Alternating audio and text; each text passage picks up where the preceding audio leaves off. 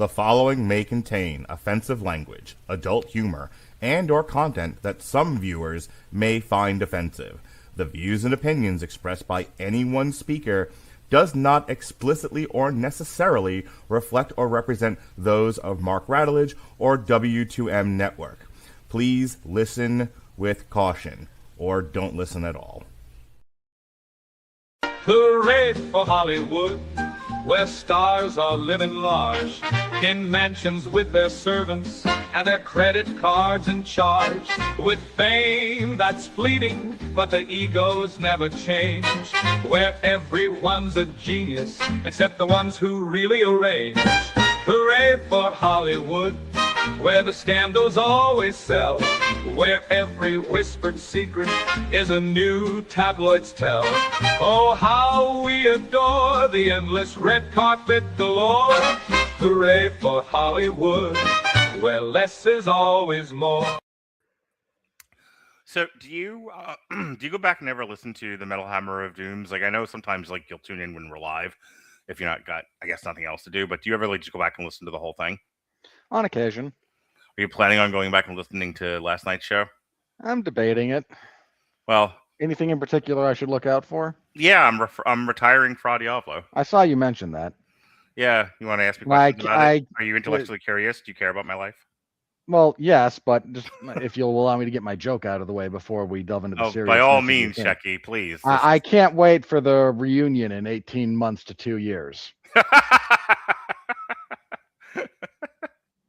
Wait a minute now.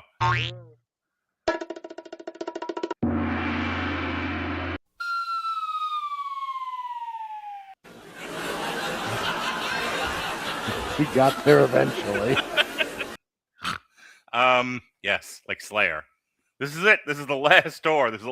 I actually saw Slayer on their first retirement tour. And then I went to allegedly the Scorpions retirement tour a handful of years ago. Right, and the Scorpions I think are still around, aren't they? I'd assume. Yeah.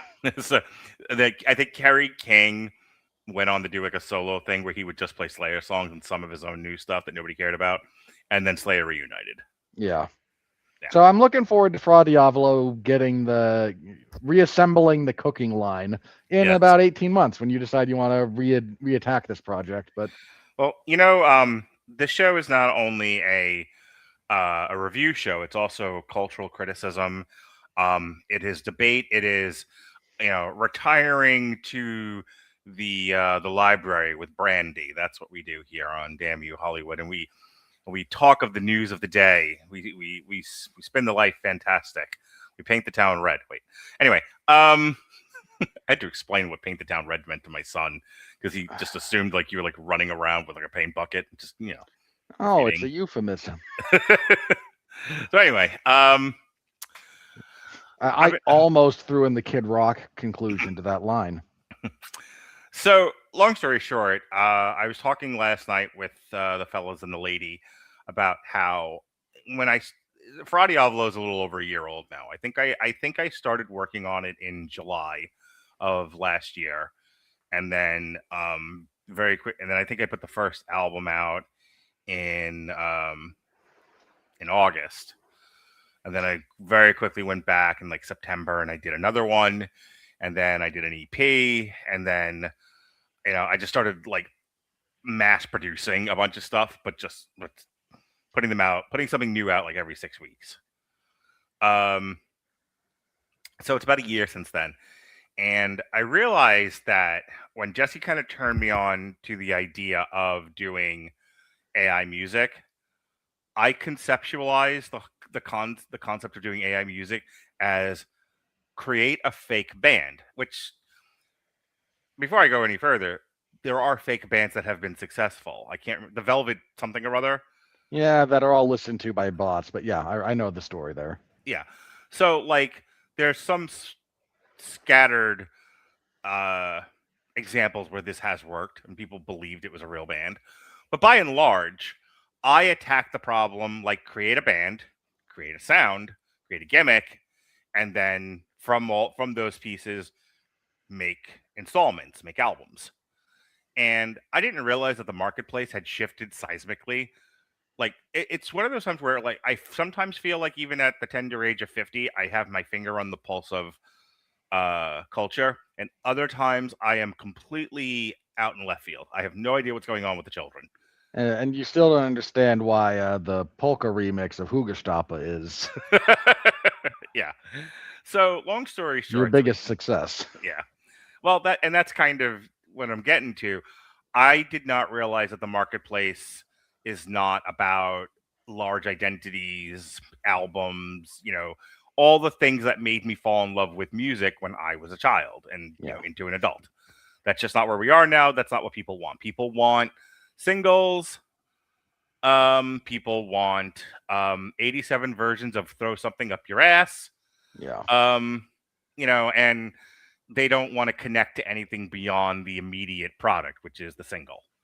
So at this point, I feel like Fra Diavolo was a nice experiment, but it's outlived its usefulness and it doesn't really match the marketplace. And I do want people to listen to the things I create. So I am retiring Fra Diavolo permanently. September 6th is the last album. We'll see you in 2 years. Yeah. Yeah. We'll be on Terry tour Funk. We'll be on tour with fucking Slayer and Ministry, who's on their third retirement. Yeah, look, I want you to turn Fra Diavolo into a Terry Funk joke now. I will. I promise. So again, as Ronnie is harassing us, long story short, too late.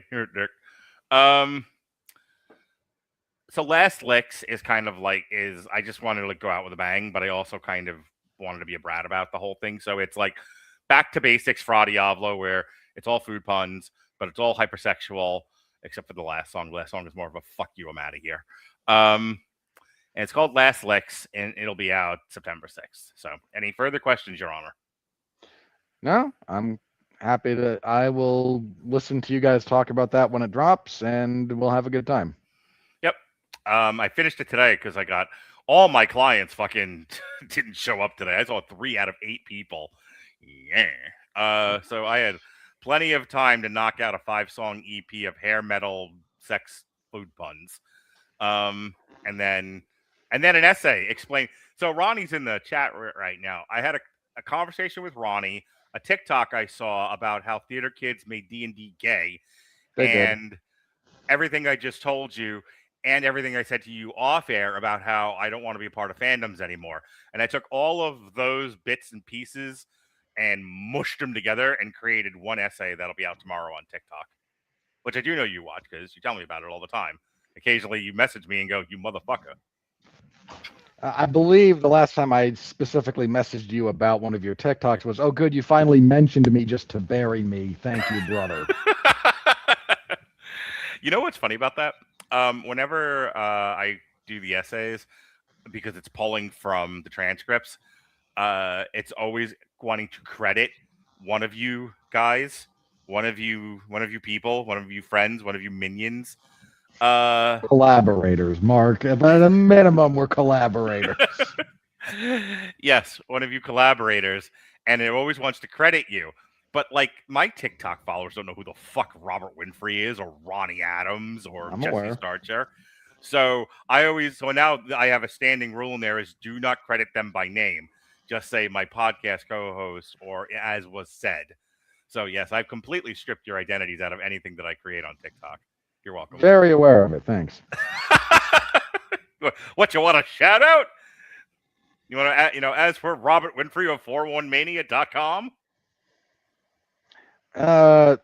Look, it's either that or I'm gonna have to start stitching onto your stuff, and that means I have to download the TikTok Studio, and I really don't want to go. I would love that. Like you get through something that references you, and you're like, it's me, you motherfucker.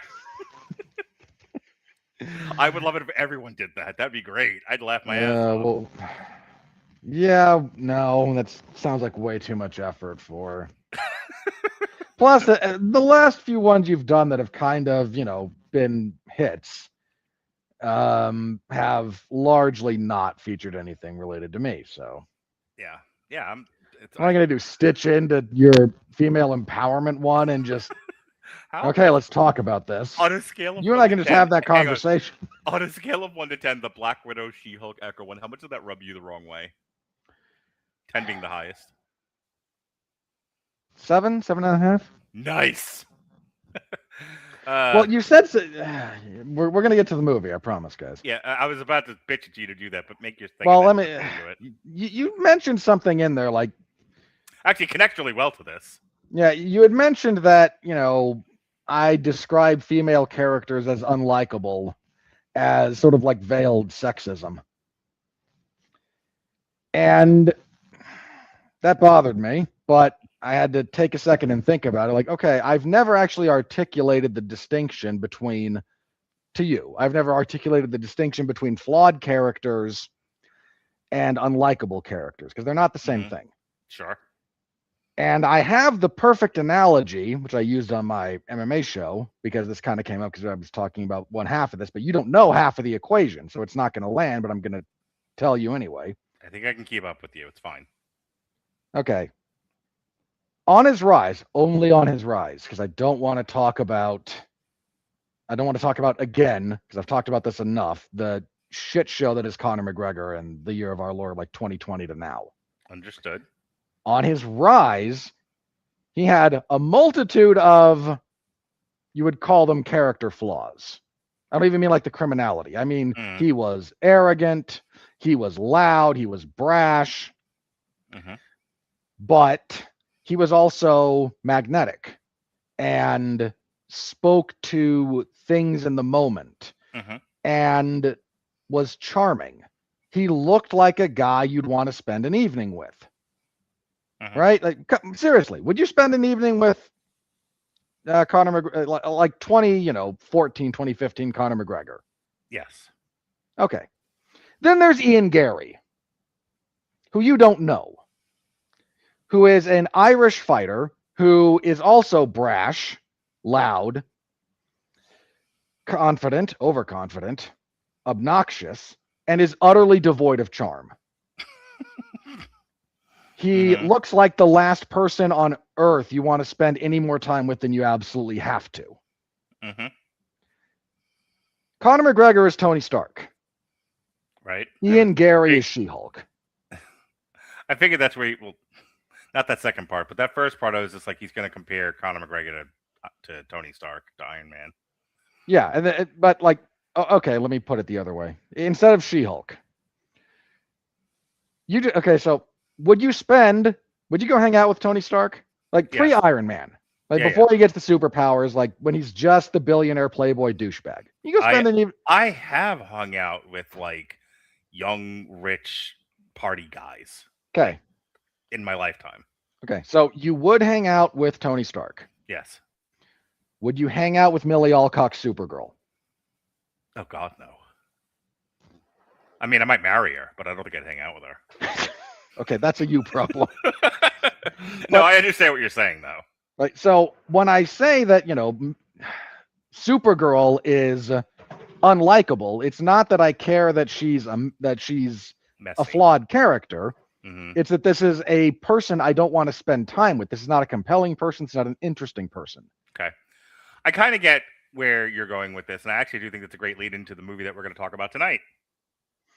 Yeah, and because this movie, we're talking about the end of Oak Street. It's catching strays that are not fully deserved, in my opinion. Yeah. It's being lumped in with the girl boss complaint.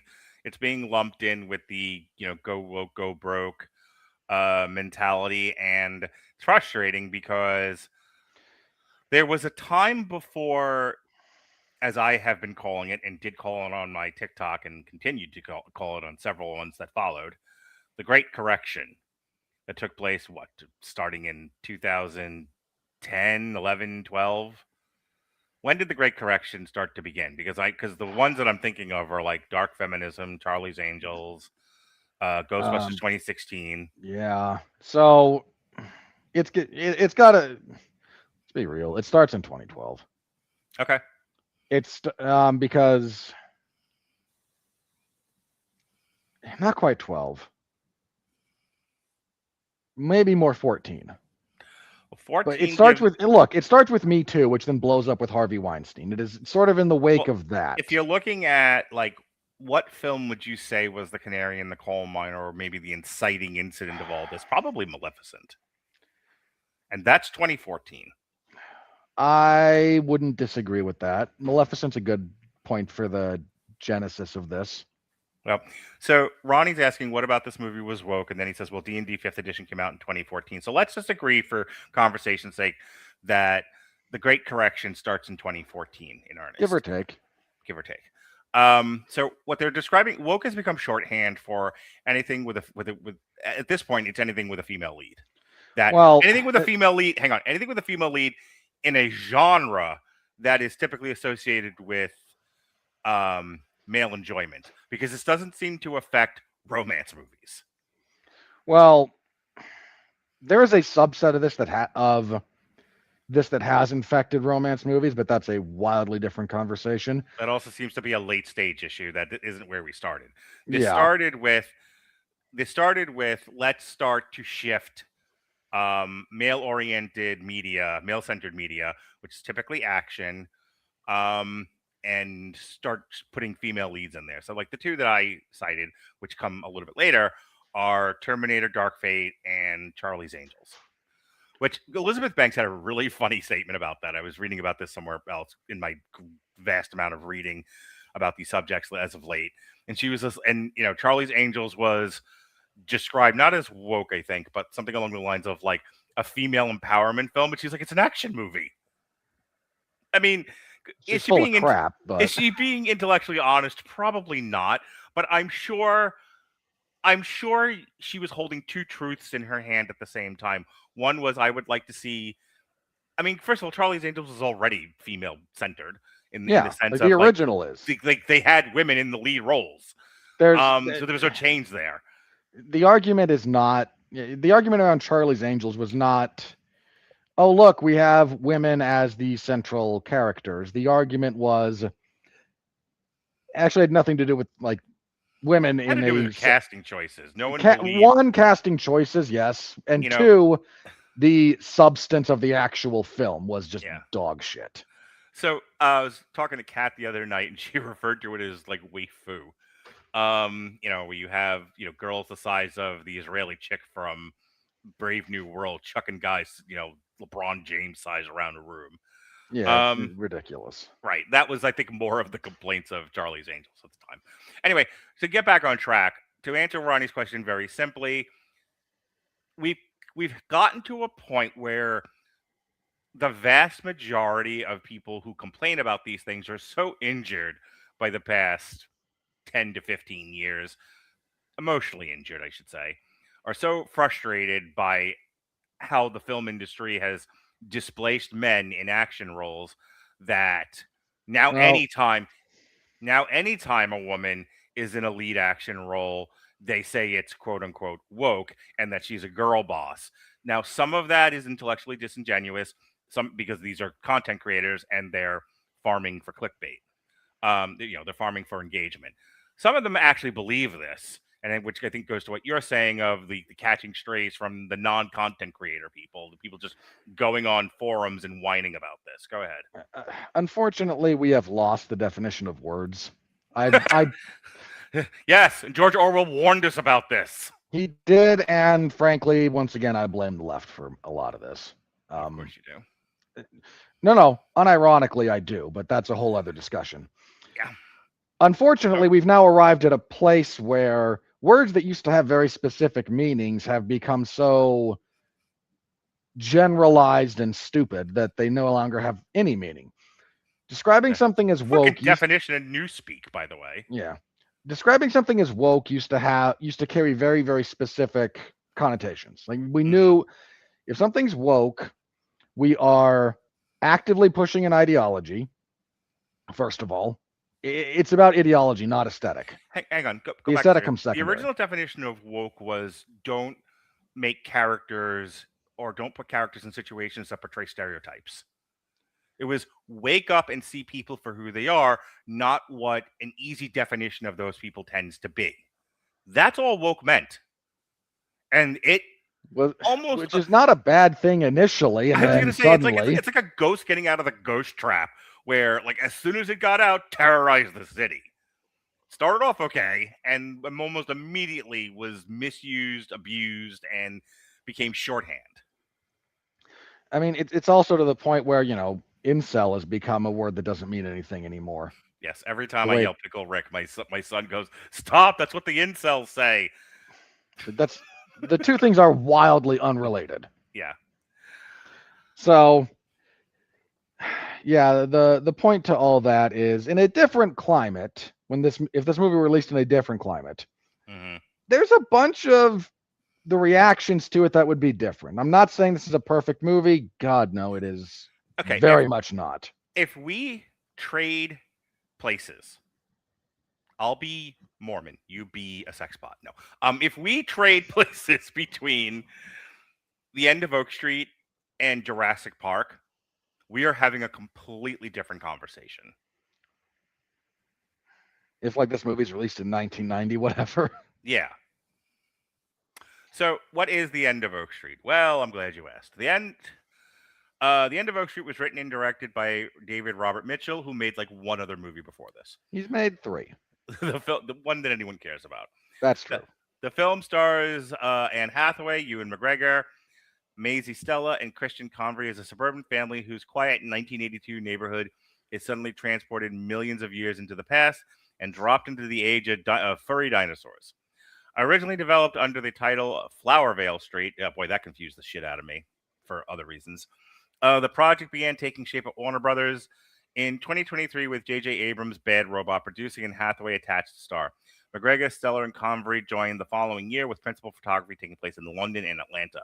Several Atlanta neighborhoods were chosen for their detached homes, wide lawns, and mature trees, recreating the look of early 1980s American suburbia before visual effects powerhouse ILM transformed the familiar setting into a prehistoric nightmare. Released this past weekend, the $80 to $92 million survival adventure has earned positive reviews while opening to a $47 million worldwide. Okay, no, I won't read the rest of that. So that's what we're talking about. And yeah, poor Warner Brothers. Because this is going to lose the money too. Oh, is it? I thought it was. I haven't really checked the numbers and how well it did. We'll get to it when we get to it. But here's what I'll tell you. I saw it Sunday. Prior to me seeing it, I started seeing stuff on TikTok about people were loving it. They were saying they were comparing it to Jurassic Park. That's why that's fresh in my head, saying that it was better than the original Jurassic Park. Certainly, it's certainly not. It was certainly. It was better, certainly, than any of the Jurassic World movies, which I think there is a case for. I had actually heard a lot of.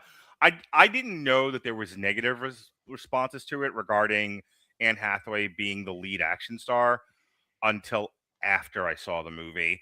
And in all honesty, it changed my viewing of the movie because I went into this, and I was talking about this with my kids tonight, and it'll be the last thing, and then you can go into the plot synopsis, but I want to get your take on this.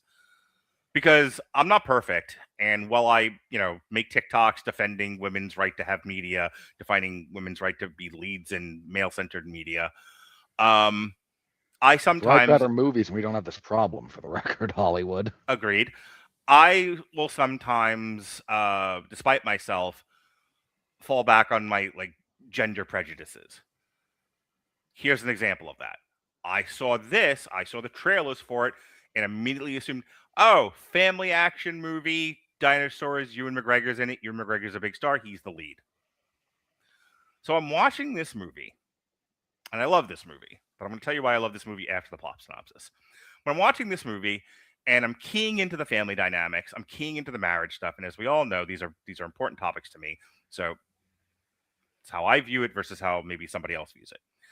And I'm watching Ewan McGregor, and I'm like, this is really fantastic. And he's doing a wonderful job. And his dynamic with Anne Hathaway is just amazing. And about midway through the movie, I start going, hey, wait a minute, like an amnesia patient.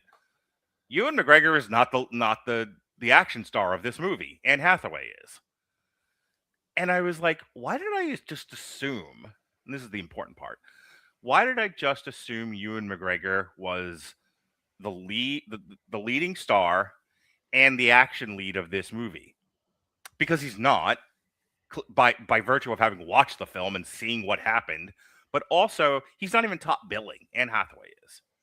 This is Anne Hathaway's movie, and I did not know that, nor did I even think to look it up, because I assumed based on my understanding of this medium and this genre that Ewan McGregor would be. And I'm okay with like oopsie on my part and just accepting what I saw. But I had to make a train track switch in my thinking midway through watching this. Your thoughts? You're thinking too much about your thinking. Okay, doctor. Anytime you start getting into, oh no, my unconscious biases are rearing their ugly. Like, have you been going through retraining, Mark? Have you been? You okay? No, but continue. Look, I knew Anne Hathaway to the extent that there was going to be a lead. I knew it was going to be Anne Hathaway because if you look at the movie poster, her name is at the top. But Robert, that's my point. Is I didn't. Well, blame the marketing department for not putting the poster out. Look, in defense of that, I didn't bother to look. I didn't care enough. You have to understand, my seeing this movie was because it's on the calendar. Yeah. It's the next one in the lineup. So there's a lot of those coming up for me. Yeah, no kidding. So my point I'm is, desperately looking for something else to come out so I can avoid by any means. Because you and I you don't have the conversation with me. But there's nothing else there, so I get it. I'm going to put this on screen because Ronnie's kind of like in the middle of us. Okay, serious comment. I went into this not thinking anyone was the actual lead. I thought it was at most a shared lead. Largely... Somebody has to get top billing. You know, it's like WrestleMania. Somebody has to go last. That said, like, in fairness to the point Ronnie's making, Anne Hathaway is not like, Tom Cruise in this movie. Which is just in like any possible way, apart from how much time she gets to spend running.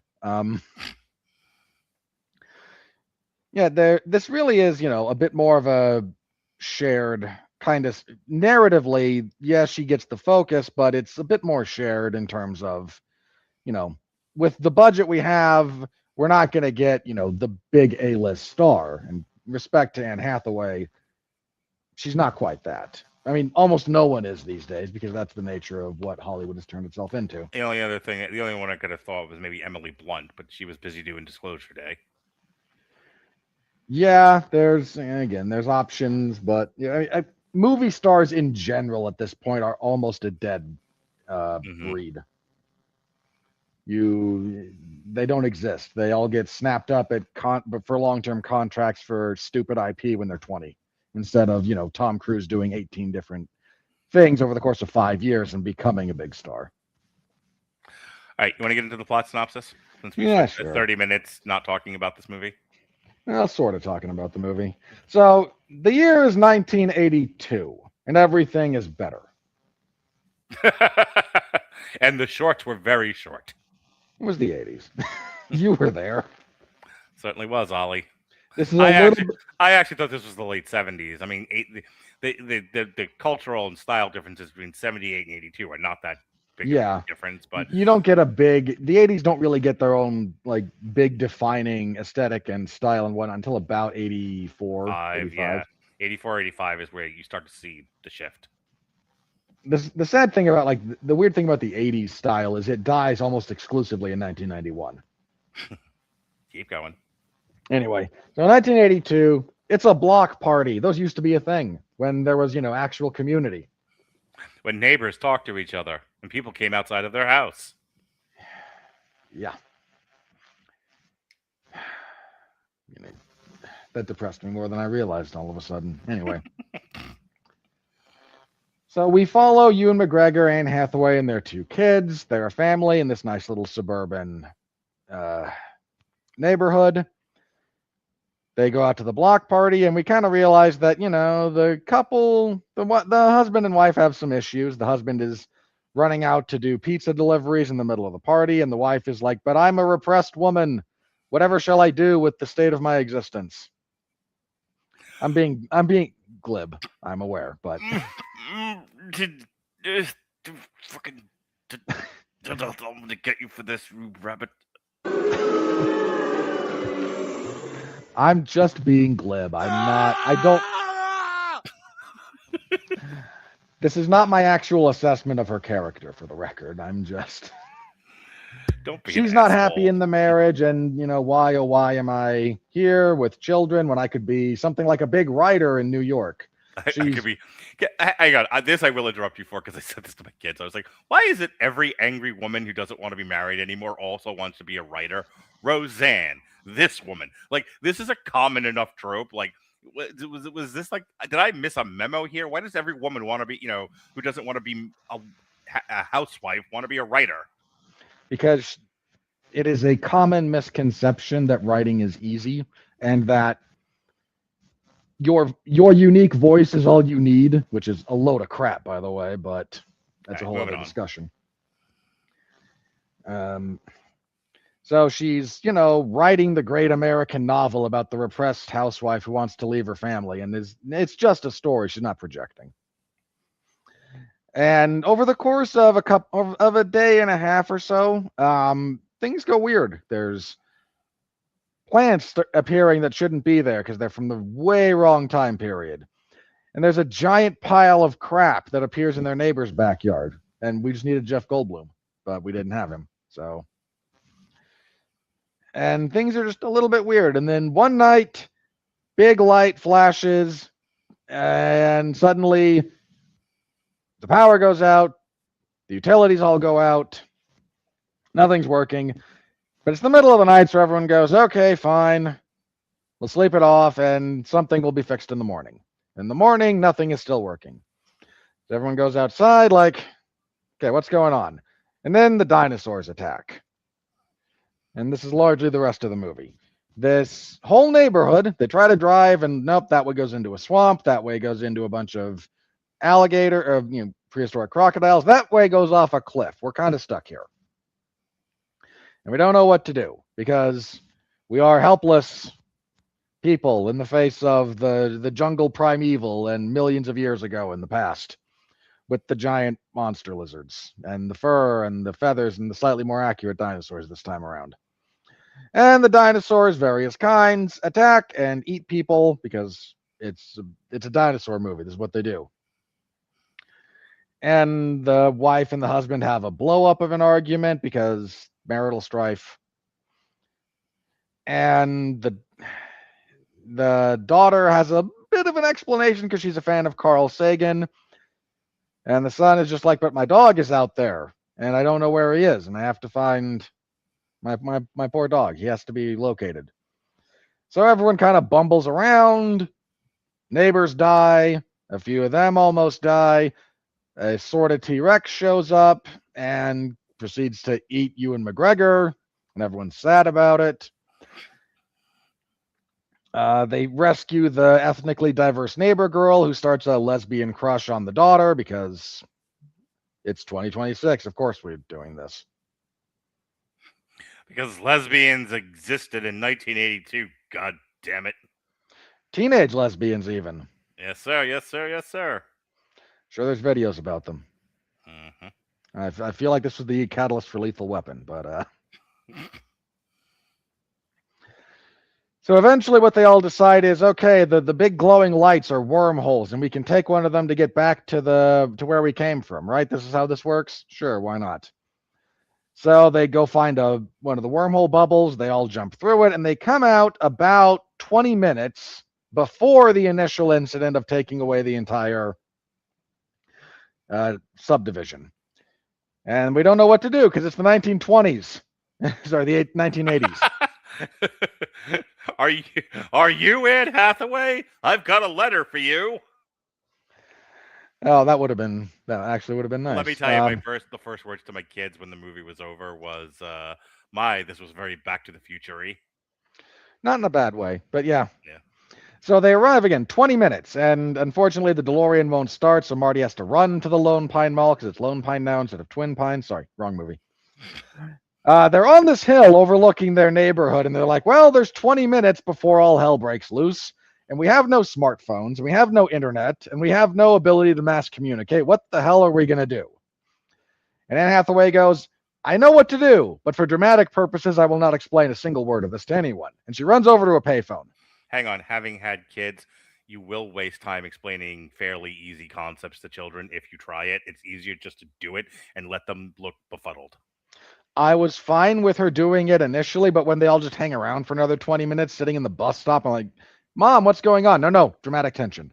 That bothered me. I mean, maybe she didn't want to, set them up for disappointment. Because what if Ewan McGregor, on his way to deliver the pizza, gets into a car accident and dies? Now she's hurt these. Now they've lost their father twice. So she made several calls from the payphone, collect, because that's a thing we used to have to do. In fact, if you were real clever, you could deliver most of a message where you were supposed to say who was calling. I used to do that all the time. Useful information in the year of our Lord 2026. Thank you, Robert. So she made several calls, including one to the pizza place that has hired Ewan McGregor as a delivery driver. So she called for a pizza delivery to the house across from where they're all sitting waiting in the rain for the dramatic thing to happen. And he shows up and they're all like, oh boy, we're so relieved because we thought you were dead and now we're, going to rebuild everything. And they all watch as the neighborhood then gets sucked into this wormhole and the patch of land from the dinosaur age pops up there. Mm-hmm. And we then get a little bit of a postscript to that where several of the people that died turned out to be okay because she made several calls. She called her old neighbor because, of course she did. She called the librarian who helped save their lives.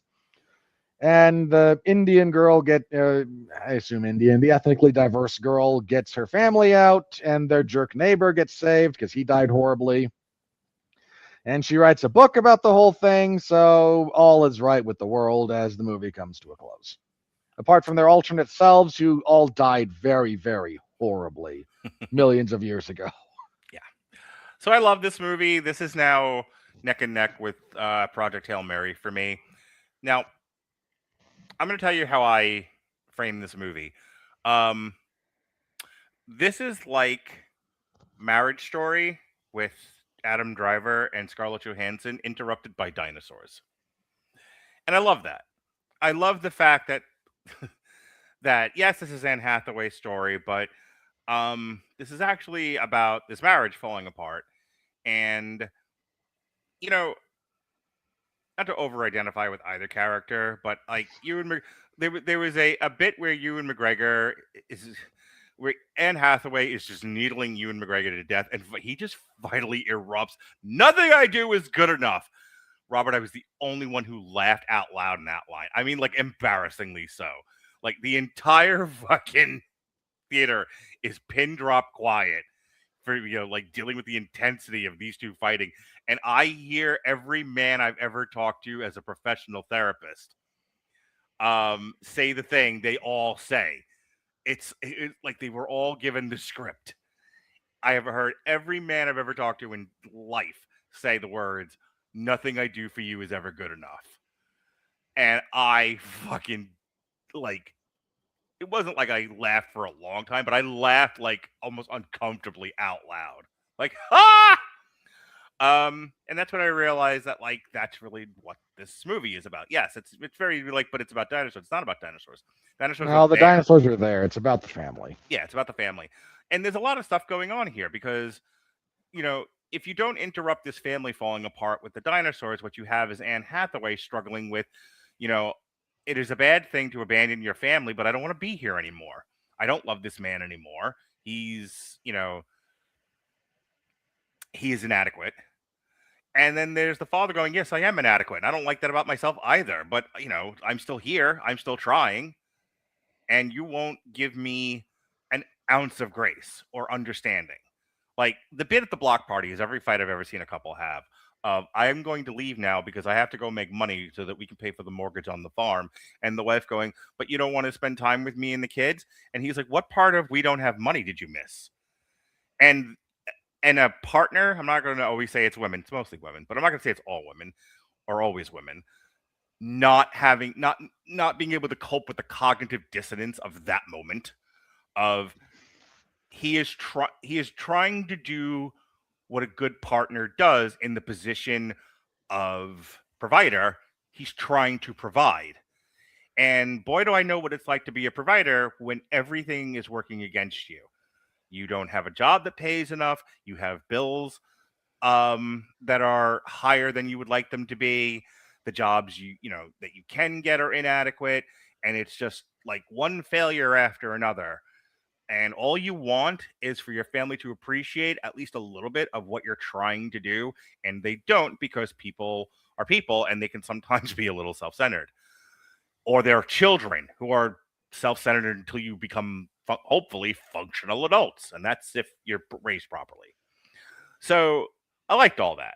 I liked the family turmoil. I like the fact that the son feels the weight of his parents breaking up and is kind of projecting on the dog.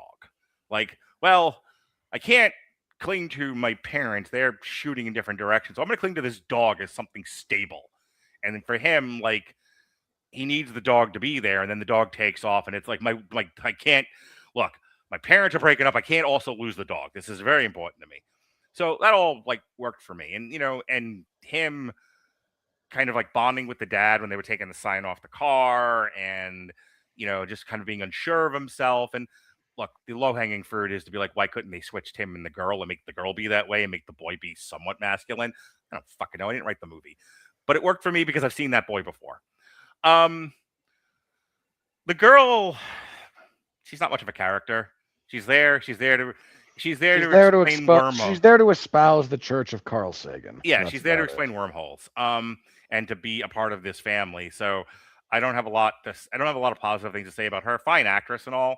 To have an understated, lesbian tension with the other. Honestly, girl. that all felt like studio notes. Of course it is. Or if it wasn't studio notes and they put that in there purposely, it's somebody who is very much aware of everything we talked about for the first 27 minutes of this podcast and decided to, front load his script with this because he didn't want to get the studio notes on it. They're like, hey, where's the lesbians? Where's the black people in this fucking movie? So does that take away from my enjoyment? Where's the lesbian black atheist? Come on now. So that's not going to take away from my enjoyment of the movie. It's just a craft criticism because I can hold two truths at the same time. This was wonderful, and there's a lot here for me to sink my teeth into, and that sucks. So everything about like the family dynamic, and then things change, over the course of this. Anne Hathaway's arc is, by the end of this movie, she realized the value of being a mother and being a part of her family. And it took being nearly killed by dinosaurs for her to figure that out.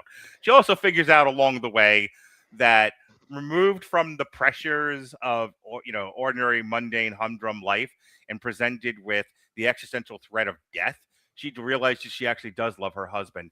And why it takes that kind of diamond producing pressure on coals to get people to remember they love their spouse, that this is their partner, I'll never know.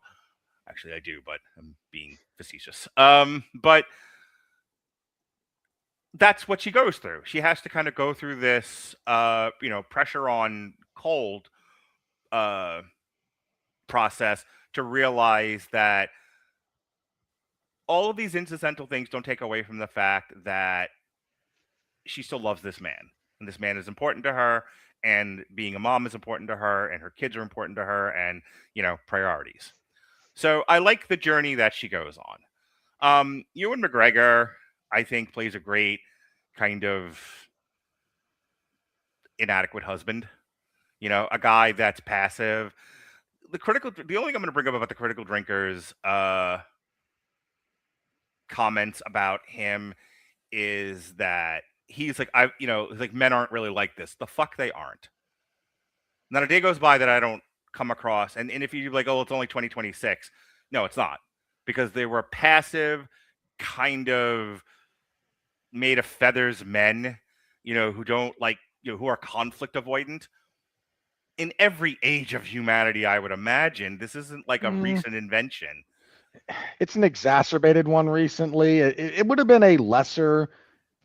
The point he made was there aren't any in the 80s, but hang on. The point he's making is that there are none in the 80s, and that's not true because that's not true. I saw every type of man growing up in my family and in my neighborhood, in the schools I went to learn in, from the teachers and the administrators.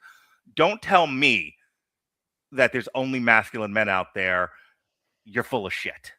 And either he's had no life among other men or he's lying. So Ewan McGregor, to me, felt very real, and very familiar.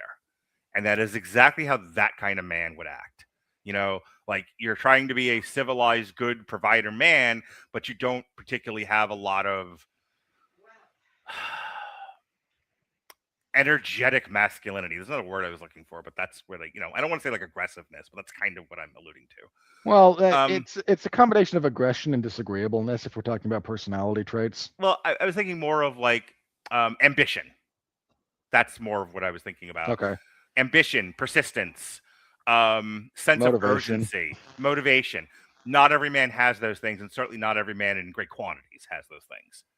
So for me, he was a very familiar thing, and that kind of man would piss off someone like Anne Hathaway. Imagine being a woman who is talented, but it's 1982, and there are limited options, and you did what was culturally expected of you, and you're like, I want to go, I want to be, I want to do, and you attach yourself to this fucking limp bag of potatoes, and you're just like, because you believed at one time 12 years ago, 15 years ago, that he wasn't a limp bag of potatoes, and that's the man he presented to you as. We don't know. There's a lot of allusion in this movie and the little bit that they're talking, but you really don't know. I'm inferring a lot from lived life experience, from things I've seen, from people I've talked to.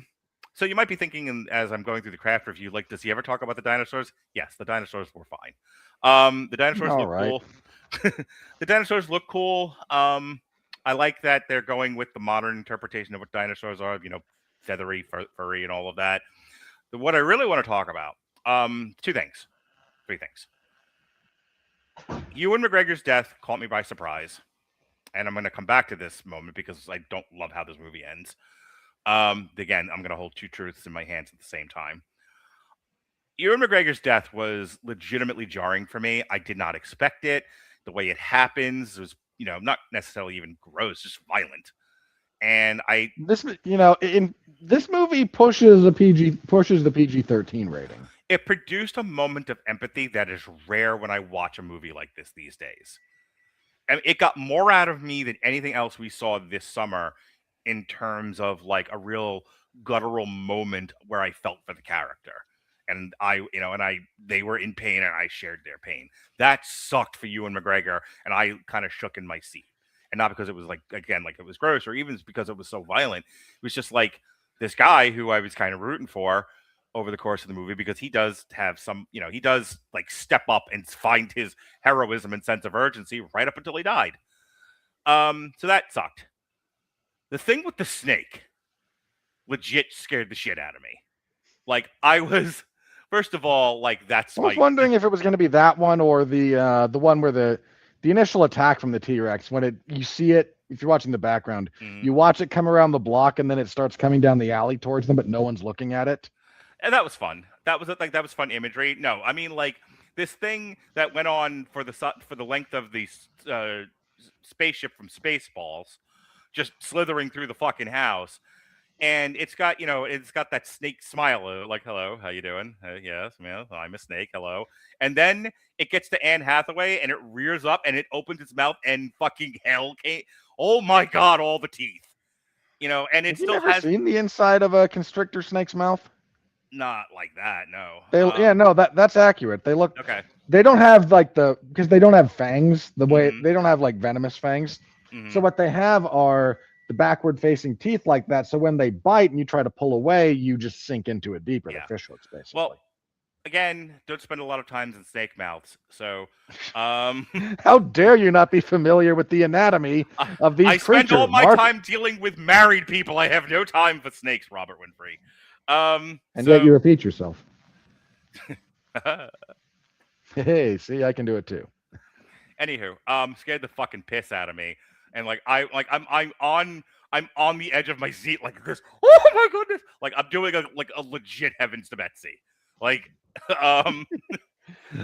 so. I mean, in fairness, after they killed Ewan McGregor, somewhere in your head is, they might do this. That's the thing. It's like, because this is not, the slop we get from the major franchises, they could have killed the whole cast for all I knew. I was rooting for the dinosaurs. I'm gonna be honest. I'm sure you are. So I love the scene. I love the way they did the snake. Anne Hathaway going ham on the fucking thing. Like just going feral. trying to kill the stupid snake was awesome. Again, the I still have it like embedded. It is fucking nightmare fuel that the snake with his mouth open with still the smile going on, like, haha, I'm going to kill you. It's great. All good stuff.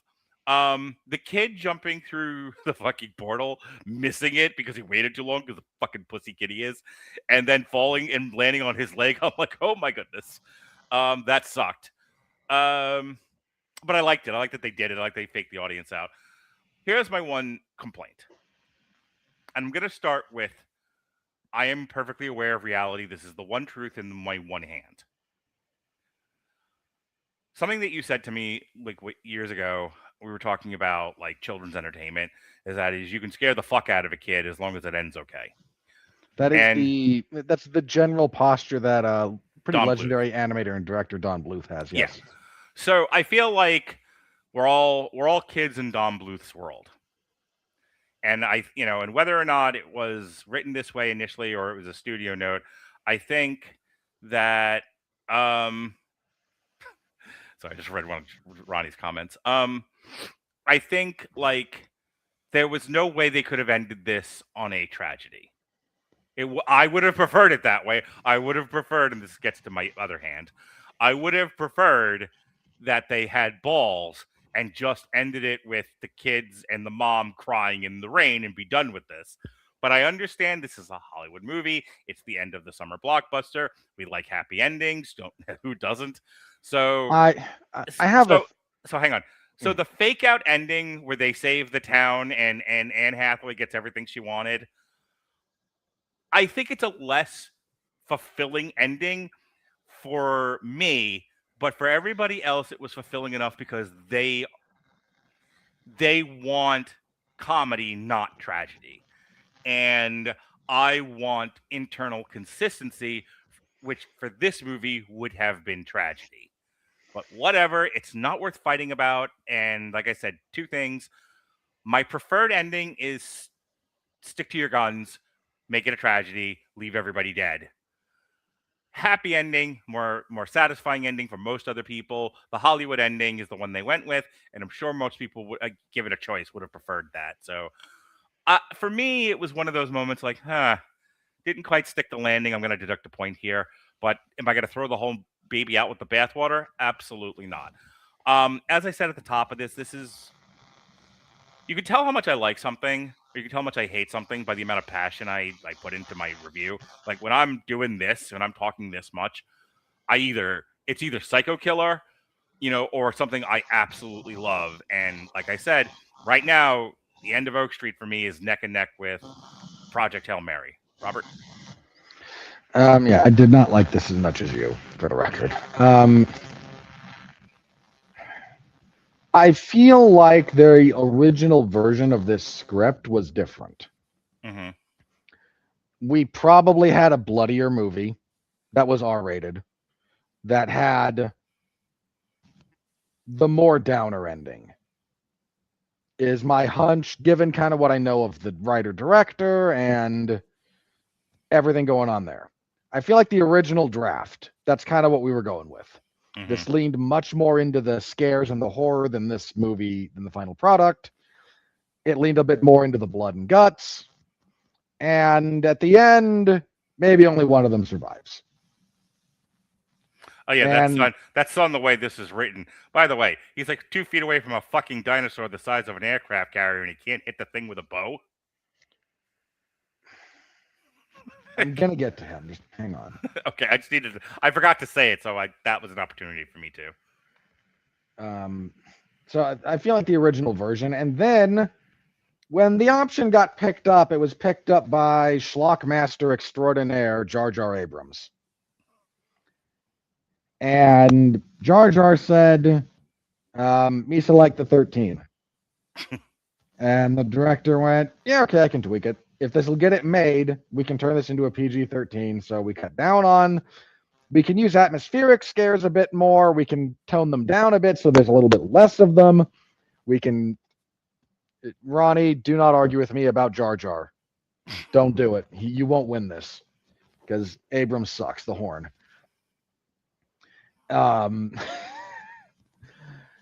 So we tone down some of the violence. We tone down the language, I would assume, and we give it a happy ending. And we move from a R-rated horror, more horror one that I gotta address this. Just stop, keep going. Okay.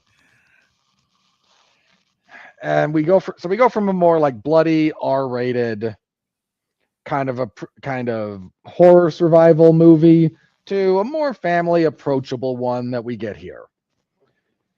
And the movie is, again, while it's very much has a lot of the director's tricks, it has kind of the J.J. Abrams sort of philosophy injected all the way through it, for better and in many cases for worse. So I couldn't get away from that sensibility watching this. Like, there's a different version of this that I probably like more than what we got. I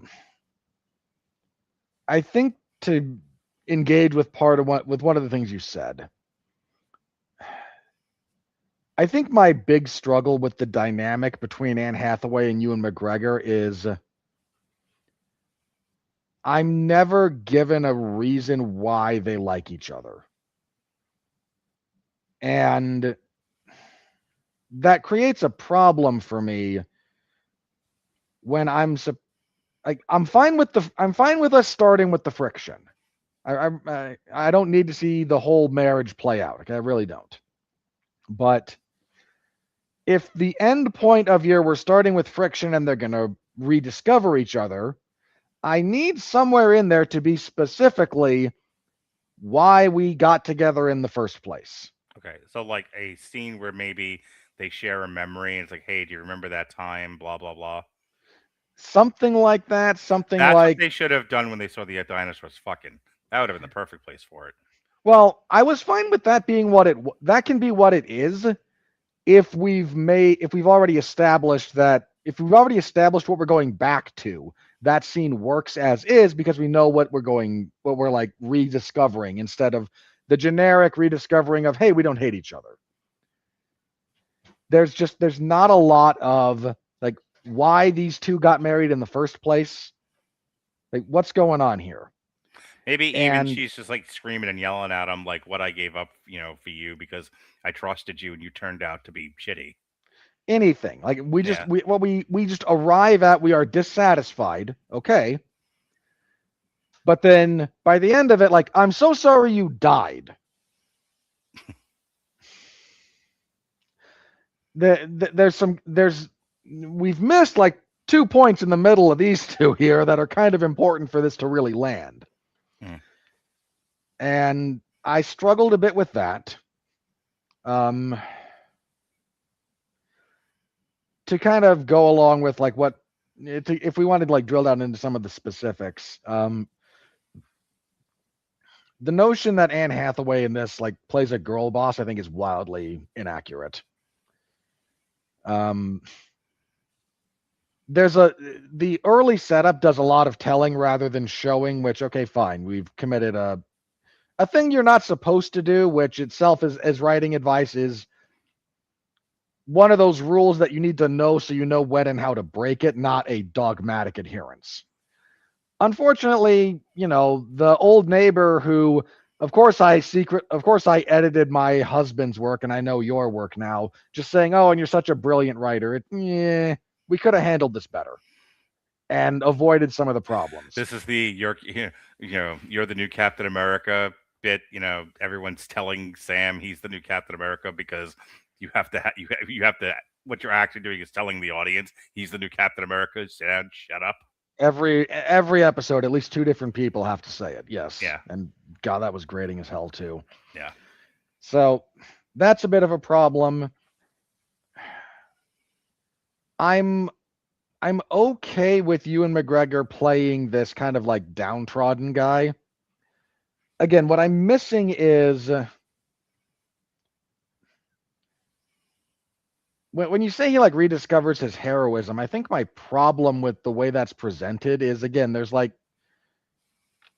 no sort of growing back into it that I would like to see for a character to actually progress. instead of what we kind of get. And Where he's more reacting, not becoming.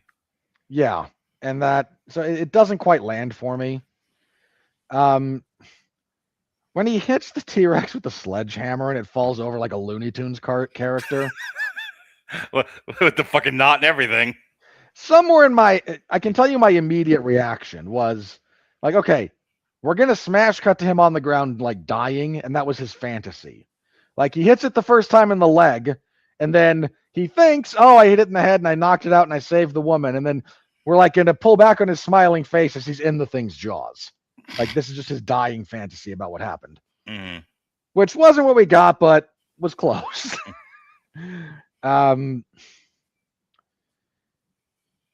So that was, I think my other problem with that scene in particular is there's no weight to it. Like it's Ewan McGregor. It's one of those moments when you're very aware Ewan McGregor is swinging something painted green at a green screen kind of things. Like, I don't believe that he actually hit the thing that he's supposed to have hit. There's a lot of reasons why I don't think that one worked. And other ones worked better. I don't think that one worked. So his character, again, I struggled with it a little bit because I can see what they're trying to do. And I just, somewhere in my head is just, you can do this better. You needed another editor in the writing room telling you just, no, do better. Like there's things you need here to do better. This is good, do better. Like it's not one of those scenarios where I think someone should just have torched the script and then thrown the writer out of the room. It's like, okay, you know what you're doing. Good. X through it, do better, because you can do better. Yeah, I appreciated the dynamic between McGregor and Hathaway. That worked very well. One of the other reasons I think this movie doesn't rise to the, girl boss level is Anne Hathaway is not presented as completely sympathetic. When he confronts her about, you've been thinking about leaving me and the kids, what the hell's wrong with you? And her response is to just, no, I'm not. It's just a story I'm writing. Like, no, lady, yeah, you have you're so deep in denial, you have dual citizenship with Egypt. Like, come on. Speaking of conflict avoidance, actually, which brings up something I wanted to mention before. There were two things I meant to say in my own bit, and you talking about Anne Hathaway here. As a parent, we've all had that moment where you don't have any answers and you're trying to figure out shit on the fly and you're just trying to get some oxygen to your brain so you can think about what to do next. And there's a kid going, what do we do? What do we do? What do we do? What do we do? And you fucking lose it and you snap and you bite the kid's head off and you say, I don't fucking know. Stop bothering me. And you realize you've injured the child. They'll live, but you do have to repair after that because, you've overreacted out of the fact that you're just so emotionally exhausted in that moment. And I've been there. Every parent has been there at one point or another. And it was a very real moment. And I like the way that they handled it. I don't know if you're going to get to it, but I do like, it was nice to see a movie that there was no scientist. There was no military. There were no easy answers. Yeah. And they were in and out of the situation in a short enough period of time that this didn't turn into a survivalist movie where they're having to now figure out how to live in the land of the lost. Like, it was an encapsulated enough event and enough easy outs that it was like, react to what's happening around you. We don't really need to go scientific with this, and then just give them like, Drinker made a point of saying like why are there wormholes popping in and out of here? Who knows? This doesn't really matter. It's not what the movie was about. And you have to, and either you kill the family in the past or they go home. This was not everything needs lore. Not everything needs a giant scientific explanation. And I like the fact that the movie didn't have one. Go ahead. No, I don't disagree with that. I mean, at a certain point when you approach some of this, a movie like this in particular, like genuinely part of the buy-in is that something that's going on here is either not how it actually works in real life, or we're just never actually going to explain for the sake of the premise. You come up with a good enough explanation. Yeah. And random wormholes and space anomalies and solar flares is largely going to be good enough. I mean, for crying out loud, like there's a somewhat famous movie called Voyage to the Bottom of the Sea that's about the Van Allen radiation belts catching fire, which is impossibly stupid. But like, okay, it's the premise of the movie. No one knows what the Van Allen radiation belts are. They're a genuine phenomena. So what if they went on fire? Do you remember when we reviewed a couple of months back The Core? Yeah. You know? It is the dumbest possible premise. But you go with it because it's not what the movie is about. Yeah, it's one of those things where like, it's okay to say it's dumb. It really is. You know, but I do think that that's a lost art of like film experience and criticism is that people think that like the gimmick is the plot and it's not. Yeah. The gimmick is the dinosaurs. The gimmick is the wormhole. The plot is this family and the arc they go on. That's what I said before. Like, it's Marriage Story interrupted by Jurassic Park, which I kind of love as an elevator pitch. Yeah, you're right. And, you know, the other thing, I hate to say this because it's become shorthand for please just shut up and stop thinking about things, which is not a thing which is not a philosophy I will ever subscribe to. But the whole like CinemaSins method of, you know, let's tally every little thing is a bad way to go about criticism.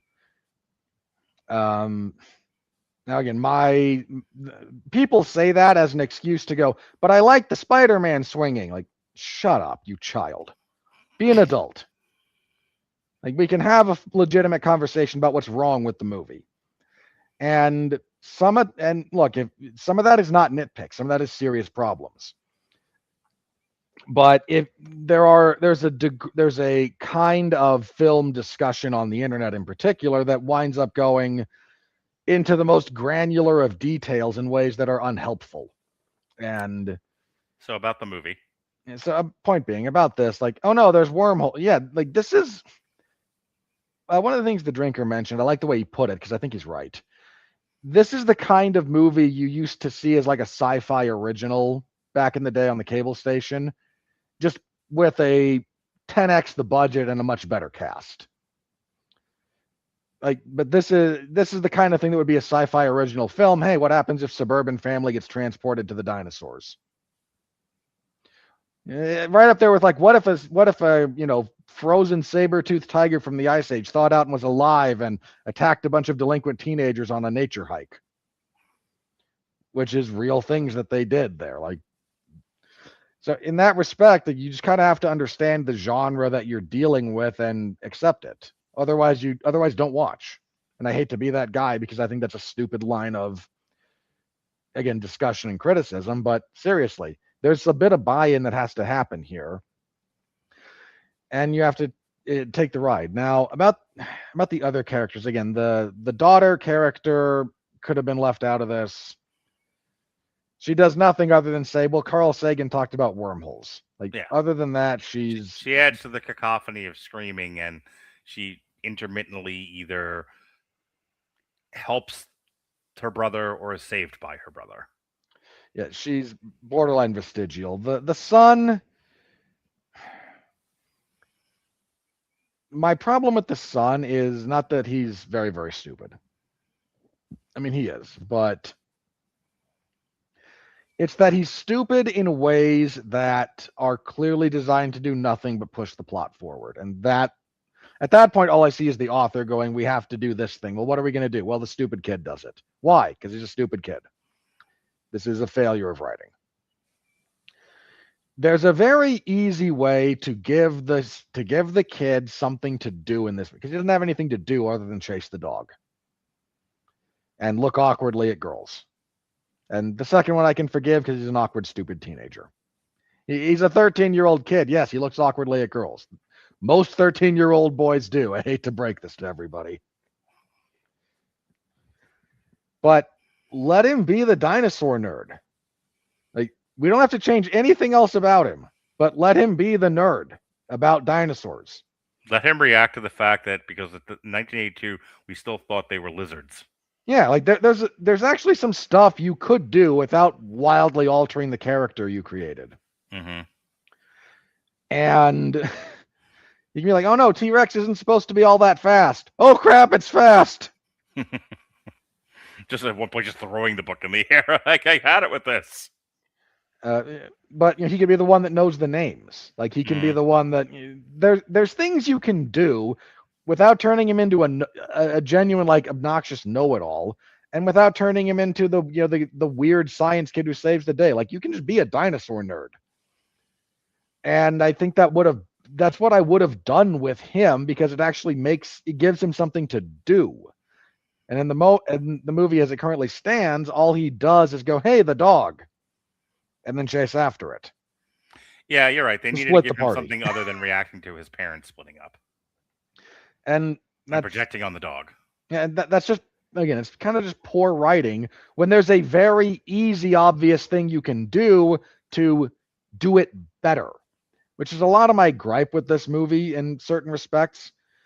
I don't need you to throw another 20 minutes onto this, because I actually appreciate the lean runtime, genuinely. But there's depth and texture that you could have added very, very easily that would have cost you nothing to add to it, and you didn't. And that, I can only see the big gaps there that could have been filled in easily. As far as some of the other craft elements go, instead of just narrative ones, this director has a really nice trick. He overuses it a bit here, but he will frame certain things very close to camera and then put a bunch of negative space over here. Like, your face would occupy this spot on my screen, and it's very close to the camera, and then over here, back that away, something's moving.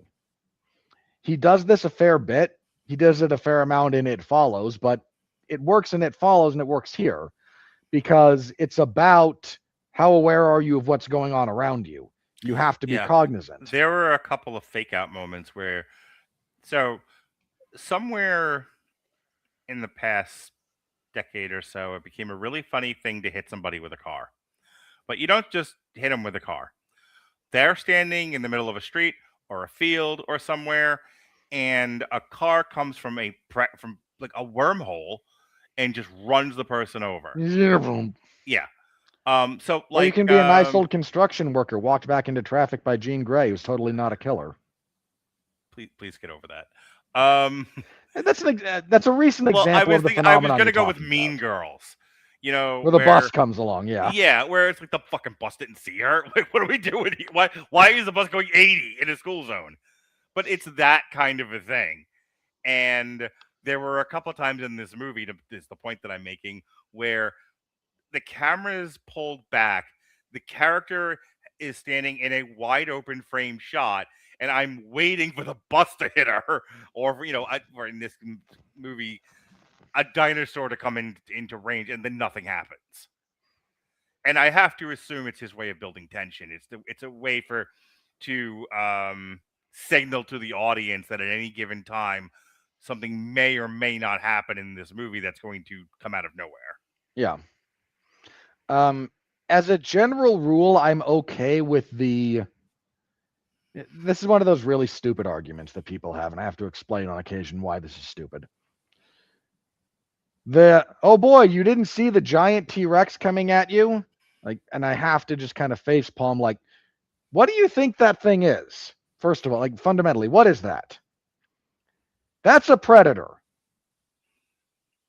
How do you think it kills things? By causing a mild tremor every time it steps? It would never catch anything.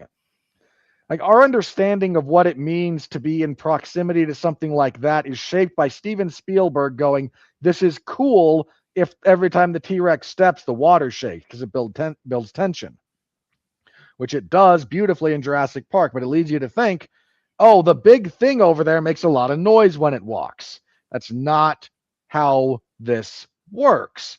You're a predator. You have to be, say it with me, everyone, quiet. Otherwise, stealthy. Oh, stealthy is the word you're looking for. Yeah, you have to be stealthy. Otherwise, every time you take a step, everything you might eat that's in 100-yard radius goes, no, we're going that way. Yeah, every time you heard, brrr, every animal will be like, oh shit, it's the thing that eats me. Yeah, and we run. have to get out of here. Yeah. And so, no, the T-Rex is, yes, it's quiet because it wants to kill you and eat you. And it does that by sneaking up on you a little bit. That was the most effective part of the snake bit, was that it just came in so goddamn quiet. And the director here and everybody else that worked on that scene was smart enough to make it quiet. Like, there's not a lot of ambient noise in that scene. Nor was there a score. Yeah, it's just, oh boy, there's that thing. And a good movie like this, and this is one of the best things about this movie, it makes you as an audience member aware of yourself, how little you pay attention to what's going on around you. Yeah. Like, okay, the kid is packing and his back's to his door. You don't know what's going on outside your door. Now, in the modern world, you assume that because all your doors are locked, all your doors and windows are closed and locked, you're probably okay.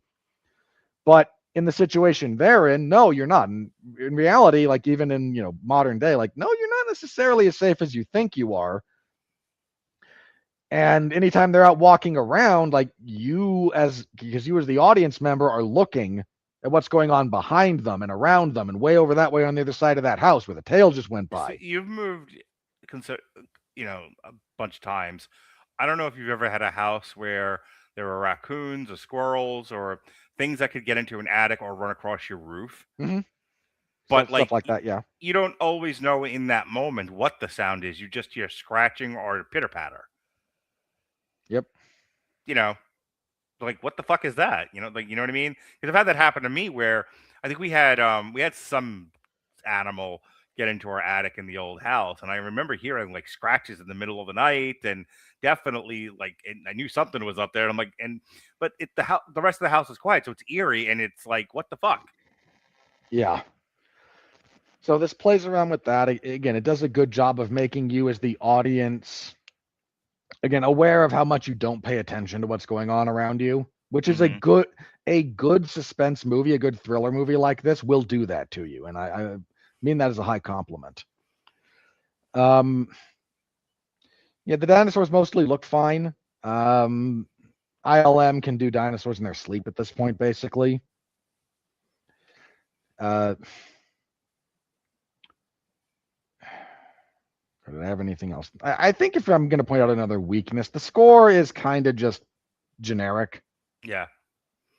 Nothing that stood out to me with the score. Yeah. And so that would be, again, kind of a weakness. But on the whole, like, this is a throwback to a kind of, mid-budget genre movie that we don't get enough of anymore. And I hope this does well, because it's the kind of thing you and me keep saying that we wish there were more of. We really do. And I'm sure it'll be a big hit on streaming when it gets there and people finally get around to watching it. Yeah. So let me ask you one last question. I really just want a short answer here. We don't have to have a whole long conversation about it. Clearly, the thing that I tuned into was the human dynamic between, most especially, the husband and the wife. It's partially because of my profession, partially because of my curiosities and interests that pushed me into this profession in the first place. I also am just wired differently than you. There are things about human behavior and human relationships that I'm genuinely interested in. So I'm thinking I'm more inflating this movie maybe past where it naturally should be, but I'm kind of mixing in my interest. Is part of the problem for you? None of that stuff. It may be interesting to you in general in different places. It just wasn't here. My interest in it is not enough for me to put it where you put it. When you said, "Boy, this is like my second favorite movie of the year," I kind of went, because I hadn't seen it. I hadn't seen the movie yet when I saw that message from you. So I kind of went, "Oh boy," because when Mark really loves something, there's only this is probably true of me as well. But when Mark really loves something, there's only two categories that falls into. One is it is genuinely one of the best movies. The other is it's mostly well made, but has like 2 or 3 things that really scratch an itch that you have. Yeah. This is more that. This is not a badly made movie, but this speaks more to you because you're you, and I don't mean that as an insult. No, I know exactly what you're saying. Look, if the drinker were here right now, I don't think the drinker is a sociology or a psychology professional. I think he's a guy that watches movies and seems to understand narrative film craft better than most. Same thing of what used to be Red Letter Media, though Mike seems to have given up. Well, Mike seems to be at the place I am right now. He was there like 5 years ago. But like the two guys from Red Letter Media, Mike and Jay, and the Critical Drinker, seem to understand narrative craft better than most people whose stuff I watch. And because they're not as keyed into the finer points of man and woman dynamics, human relationships, the pitfalls of marriage, that stuff might not appeal to them, and therefore they're looking at everything else. And I think that's kind of where you are, where, for me, I'm hyper focused on Anne Hathaway and Ewan McGregor to the point that nothing else in this movie to me mattered as much. And you're like the inverse of that. Not quite the inverse, mostly because I think the reality is if you take away the family dynamic from this movie, you don't have anything. Like you have an occasionally scary, occasionally kind of. Well, you have people running from it's a monster movie. It's not even a good monster movie, though. Well, that's my point. Like, no, I don't disagree with you. It's people running from monsters, and I wouldn't be interested then. Like, I'd watch it. Like, I watched it. Like, look, we watched the MonsterVerse movies, not the Universal monsters like King Kong and Godzilla. Yeah. Like the very first Kong versus Godzilla movie, I loved that movie, but I accepted it for what it was. It was a stupid monster movie. And this is not that. This is, like I said, this is a human drama inside a monster movie. Yeah, and that's the way. The trick with genre filmmaking is to do that. You find something else that is super interesting, and then you stick it in and then you throw the genre trappings around it. I mean, well, thinking about Kong versus Godzilla, though, I think the thing that, because it lacked in human drama, it lacked in human characters, quite frankly, but it made up for it in giant spectacle. Here, the giant spectacle isn't there. It's a couple of different set pieces that are intense and possibly scary, and and if they had left the blood in bloody, it's definitely like implied blood. It was there's a lot of, again, this movie, like PG-13 blood. Yeah, I wasn't kidding when I said, like, I think the original draft of this movie, in script form, had a lot more blood and violence in it. I'll tell you what, if I'm J.J. Abrams or if I'm a studio executive, I'm absolutely telling them to do that. Like, I agree with that decision, because while in its purest form, in a fair world, yes, blood and guts should be all over the screen. You should, it should be in 4D, and you should leave like you went to a Gallagher concert. On the other hand, I want this movie to make money, and I wanted to make money with the widest possible audience. So you kind of have to go, John Cena era WWE PG here, because you want the families to come up to see the dinosaur movie. And I think it's an okay trade-off in this case, especially because this isn't a spectacle movie. Well, it also works because it maintains a lot of the central ideas of the tense horror segments. If this had gone full Land of the Lost, we'd be having a way different conversation. If they'd gone, I don't think I would have liked it as much, quite frankly. You said lean runtime, and I love that. I also love the fact that we're going to show you a family falling apart, and then we're going to interrupt that family falling apart with dinosaurs, and they're going to run from the dinosaurs, and some of them are going to die, and then they're going to get out of there. Finn, cool. Like, that. Well, I love the efficiency.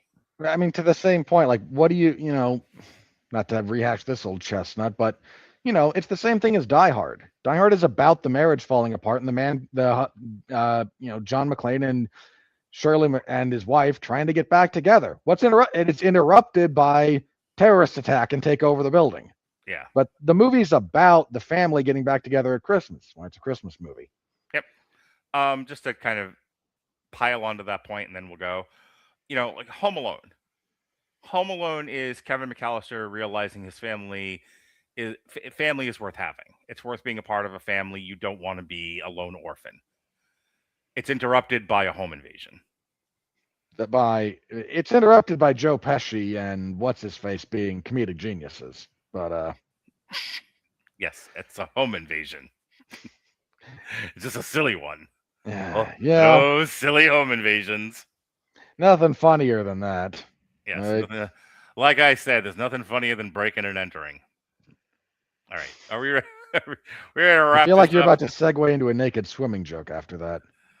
Wouldn't you like to know? All right, here it is. Not really, but you insist on sharing. Here comes the money. We're in the money. We're in the money.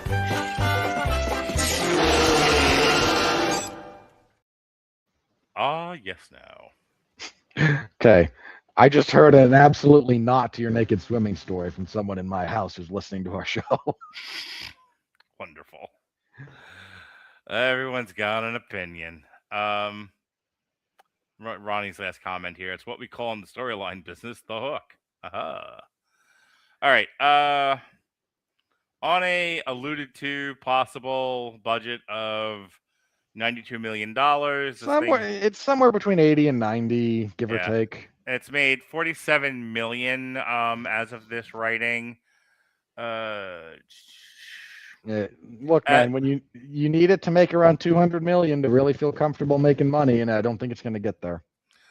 As of August 16th, 2026, The End of Oak Street has grossed 21 million in the U.S. and Canada, and 26 million in other territories for a worldwide total of 47 million. In the U.S. and Canada, The End of Oak Street was released alongside Paw Patrol, the Dino movie. Well, what counter programming? The Brink of War, and was projected to gross around 20 to 25 million during its opening weekend. In addition, it was projected to make more than 2 million in Thursday night previews. The film was produced, as I said, on a budget of 92 million. Spider-Man Brand New Day, it looks like it opened up in more theaters. 3 weeks out. Still the number one movie in the world, and we're going to talk more about Spider-Man in just a moment. The Odyssey. Mark, can we just talk for 1 second about how back superhero movies are? No. Because between Spider-Man and Supergirl, the comic book movies have grossed $2.1 billion. Stop that. Actually, I did see, since you must bring this up, I don't want to spend too long on this because I feel like every show we talk about this now, and I'm kind of getting sick of it. But I saw something today that said Doomsday is tracking to make $2 billion. That apparently in pre-sales, it's breaking all kinds of records. I'm not going to be look, the problem with Doomsday is that, $2 billion is like your break-even point. Well, okay, but for once, let's not look at this like we get a cut and just talk about what is and what isn't. And I've been saying it's not going to make $2 billion. I've been really bearish on Doomsday, and I'm looking like I'm going to end up eating crow. I don't know. I mean, I kind of was joking that it was going to bomb, and here's the thing. You know what I don't understand? I don't understand with what they've shown so far why anyone thinks this is. Why anyone wants to go like. It's an amazing thing to me that at this point, which we have such Pavlovian responses to things, that despite 5 to 6 years of Marvel crap, people are like, oh, but every character from the last 5 to 6 years, and Robert Downey Jr.'s back, and Chris Evans back. Oh, boy. Hang on. Here's why people are getting excited, because pay attention to what the trailers don't show a lot of. Shang-Chi, Shuri, Namor. You're right. They're excited for the fucking X-Men, speaking of Pavlovian responses. Hey, look, we can kill the X-Men again. It'll be the 15th time we have ended the Xavier. We have ended the Charles. At the same time this is happening, they just did D23, and the big news out of that is, oh, look, the X-Men are back. And I'm like, this is, again, maybe just old man yells at clouds, and I'll accept that. But let the old man have his say. It's 2026, and there's a large enough portion that this matters, this has impact, that still aren't over the fucking X-Men? Really? Is there a chronological 70 to 12-year-old age gap that is the mentality of 10 that is still obsessed with the fucking X-Men? What the fuck? I don't know. Look, there's people who are apparently kind of excited. I said this, I think, last week, maybe the week before. My big concern about the X-Men in the MCU is just kind of as follows. Like the X-Men, an enormous component of what makes X-Men stories work is Eros. They're a horny bunch of bastards. You said this last week. Let me say this. I did this rant for my kids, and they always get like, the routine at the small club, and then I come here to the show time at the Apollo. They're your sounding board. We got you. Yeah. So my son kind of laid it out to me. He was like, Father. He called me Father. He says, Father, nobody knows the X-Men that you know. You know the X-Men from when the X-Men movies came out. Kids my age haven't seen those movies. So they've never had X-Men before. And they weren't watching them even during the time of the post Days of Future Past First Class run of movies that ended with Dark Phoenix. Like, there's an entire slew of kids that know the X-Men cartoons, they know the X-Men comic books, they know the X-Men characters, they know the X-Men video games, but they've never had X-Men movies. And they don't have fathers that show them the X-Men movie. So again, what you're seeing the reaction to is two. One, man children, but also real children who've never had X-Men movies before, and you're going to have to let them have their reaction. Like, all right, that's fair. Yeah, again, like my concern is just, what there's a handful of things that make the X-Men stories actually work properly and run on an engine. And the MCU thus far has been averse to at least two of the major components that make X-Men function. Yeah. So, all right, so back to the topic at hand. All right, The Odyssey, 5 weeks out, still remains the number 2 movie in the world. End of Oak Street debuted at 3, Paw Patrol debuted at 4, Cat's Eye debuted at 5, 6, The Musical debuted at 6, The Brink of War debuted at 7. Toy Story, 9 weeks out, dropped from 4 to 8. One night only, and its second week dropped from 3 to 9. Nobody fucking saw this movie. I was not aware of it. I was aware of its existence, but we talked about it. We did, but look, here's the thing. The audience for that kind of movie is not going to see it multiple times as a general rule. So when it comes on PV, I don't know. So I read aloud. I'm not going to do it right this second, but I've decided that I want to keep doing this podcast because I enjoy talking to you, but I don't want podcasting to be the only reason I watch movies anymore. I've kind of over that. And TikTok was sort of the missing piece for me. So you've seen what I'm doing. I did for I Love Boosters. You're watching you're dating a narcissist. Young Sheldon. Blah blah blah. So I'm like, I went through the entire calendar of movies of stuff that we would have never talked about on here, or we never had time for, or stuff as I will quote it to you what I said last night. Stuff that if I pitched to you or have pitched to you, you'd want to shoot me. So I have a long list now of movies that just came out this year that I want to watch because now I have an avenue for talking about them that doesn't involve this. And on try not to be hurt. The fuck? Why would you be hurt? Don't worry about it. Keep going. Robert. Okay. It was an attempt at humor that didn't land. Keep going. No, now you've pushed me into a corner. Okay. I was leading up to saying, and One Night Only is on that list, which is a movie you already told me you wouldn't want to watch or review, which is fine. Also, there's no time in the schedule to do it. And I don't want to have to create. I have no idea which one of us is frozen. And Robert's gone. Well, isn't that just peachy? I'm sure Robert will be back in a moment. Hopefully. Or I'm going to have to vamp a lot. There he is. Sorry, I genuinely don't know what happened there. I got an error that said, you're kicked out. And I'm okay, reload and we're good. That was not, no, I would own it if that was performance art. All right. So this is what you're missing out of, you son of a bitch. The Drama, The Invite, Relationship Goals, Solo Mio, The Napa Boys, Operation Taco Gary's, Citizen. Ronnie's going to make the joke that I made all these movies names up like I do band names. Citizen Vigilante, Clicker, Chum, Protector, 72 Hours, Balls Up, Never Change, Ladies First, Corporate Retreat, Strung, Touch Me, You, Me, and Tuscany, Robert Winfrey. Outcome, The Christophers, Beast, Roommates. Some of these should sound familiar because I was trying to get you to do them in that big long list of movies, and then I changed it to Soulmate. For the record, you've listed a couple that I may hate the movies, but I would not object to talking about them with you. Some of these, no. Well, you could talk to me about that off air if I need to make a correction here. But no, you don't. I'm kind of just being overly dramatic for the sake of. Beast, Roommates, Desert Warrior, Deep Water, One Spoon of Chocolate, Rodney Adams of the Screaming Boy podcast. Hey, that works. Is God Is, In the Gray, Power Ballad, Miss You, Love You, Propeller One Way, Night Coach, Fuck Toys. Do you remember when I used to talk about Fuck Toys, Robert Winfrey? You've never stopped. Fuck Toys is currently not available on streaming anywhere because it can't find a distributor. And I don't understand why Fuck Toys can't find a distributor, Robert Winfrey. Can you believe that? Fuck Toys can't find a distributor? Not even one? I'm sure it will stream on Pornhub. I hope. Office Romance, In the Hands of Dante, Never Change, The Death of Robin Hood, Voicemails for Isabel, Little Brother, Young Washington, They Fight, The Dink, Her Private Hell, The Devil's Mouth, I Want Your Sex, One Night Only, Teenage Sex and Death at Camp Miasma, Tony. My youngest brother was going to go see that. I desperately tried to stop him from making a terrible choice.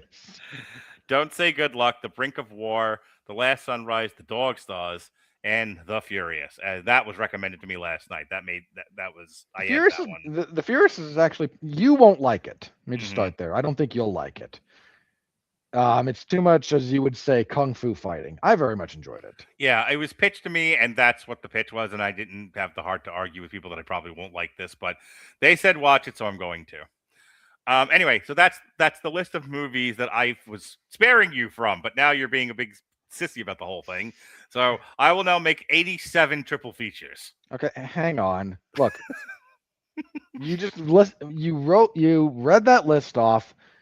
There's a handful of those I would actually be perfectly fine talking with you about. Mm-hmm. So I will get back, send me that in written form at some point, and I'll get back to you with the ones that if you need to fill out triple features, here's the ones that were good. Okay, hang on. I'm going to do this right now while I'm thinking about it because I will forget. Robert Winfrey. There you are. Come on. There we are. And googly. And here we go. And boom. There it is. Thank you. Okay. Alrighty. Anyway, back to this old thing. Vishwanath and Sons debuted at 10. Your Name, 10th anniversary from G Kids. I guess that's an anime of some sort. It's 12. Yes, it is. Your Name is actually great. Okay. If you've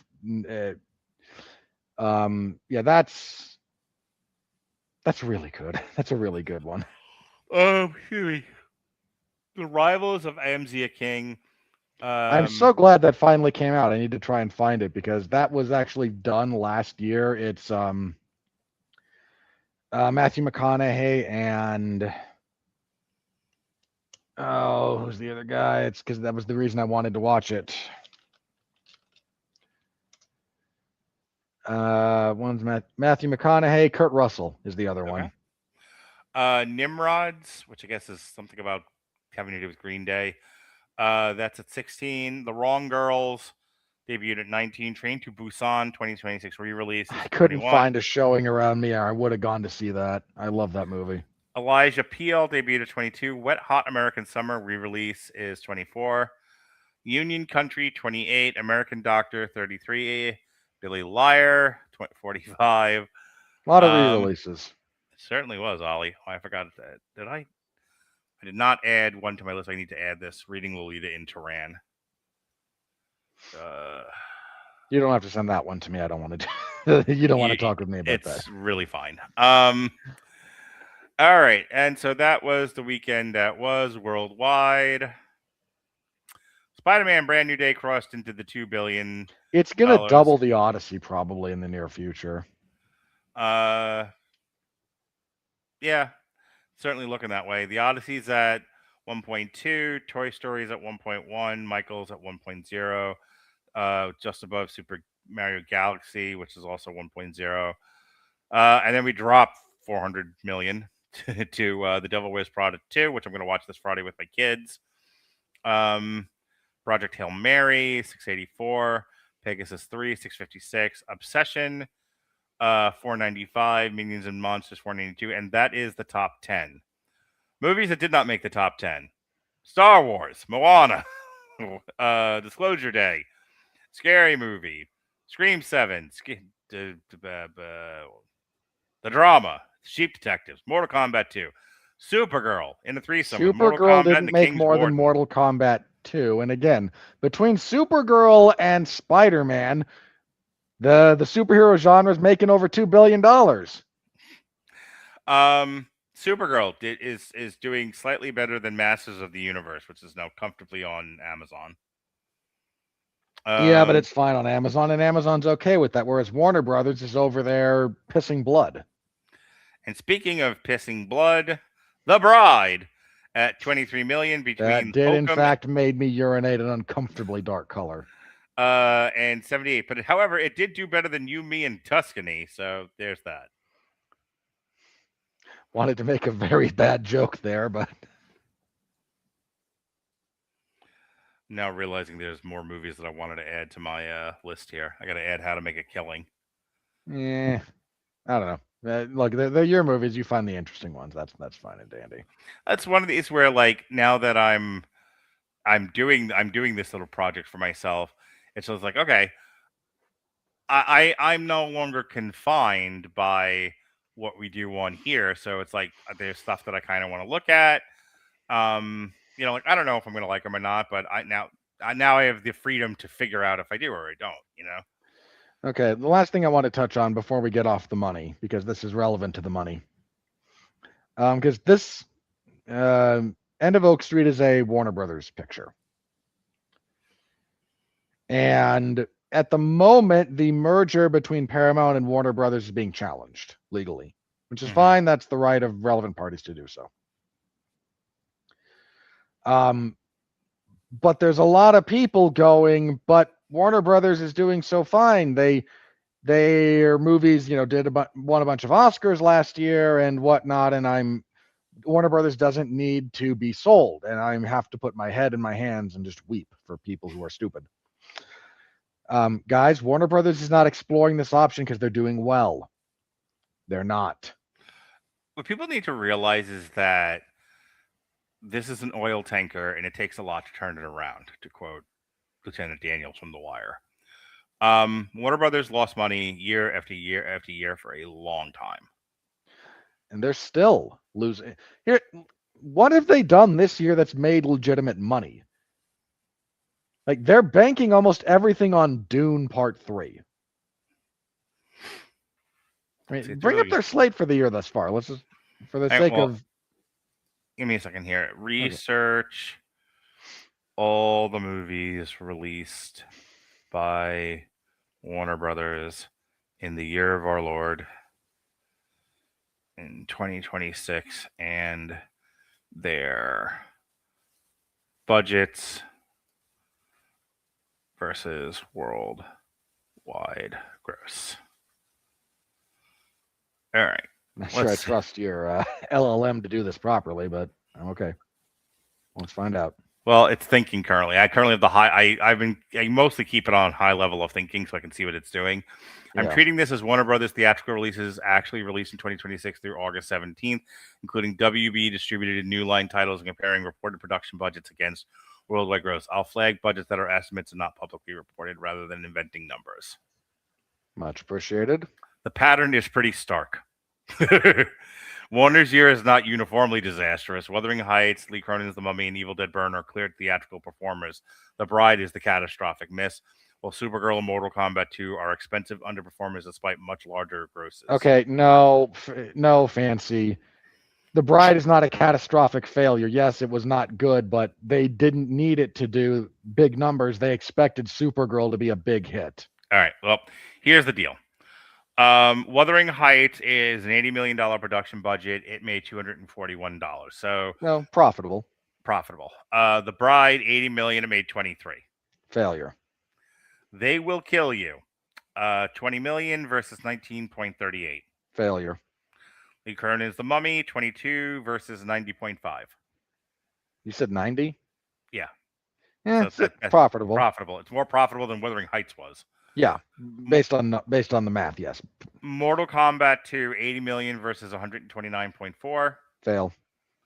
Supergirl, 170 versus 126.34. Catastrophic fail.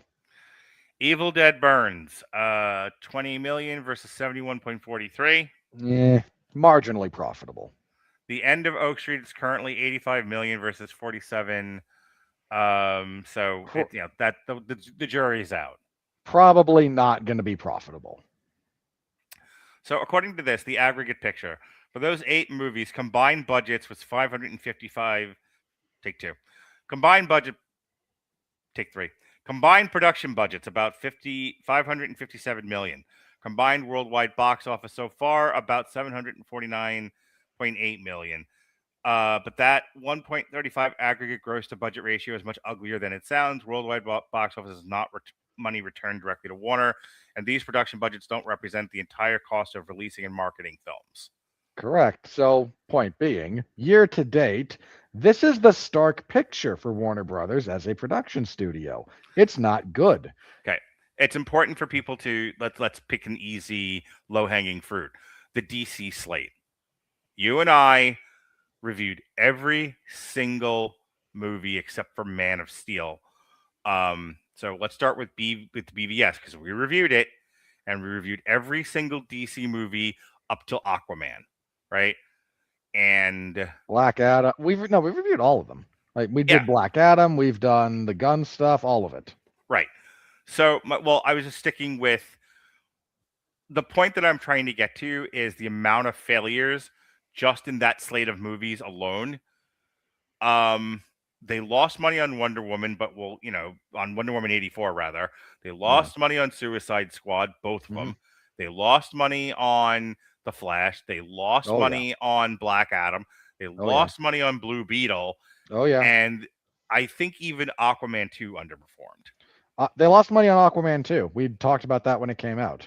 The ones that were successful, not counting Man of Steel, BVS underperformed. It made money, but it underperformed versus what it was projected to. It was projected to go over $1 billion, just like Avengers did. It didn't. It missed by 300 million. Yeah, it didn't hit the billion mark, which they wanted it to. Wonder Woman was successful. Aquaman was successful. Aquaman made $1 billion. That's it. Yeah, Justice League for a number of reasons wound up failing. Yeah, the Flash was. And then God bless them.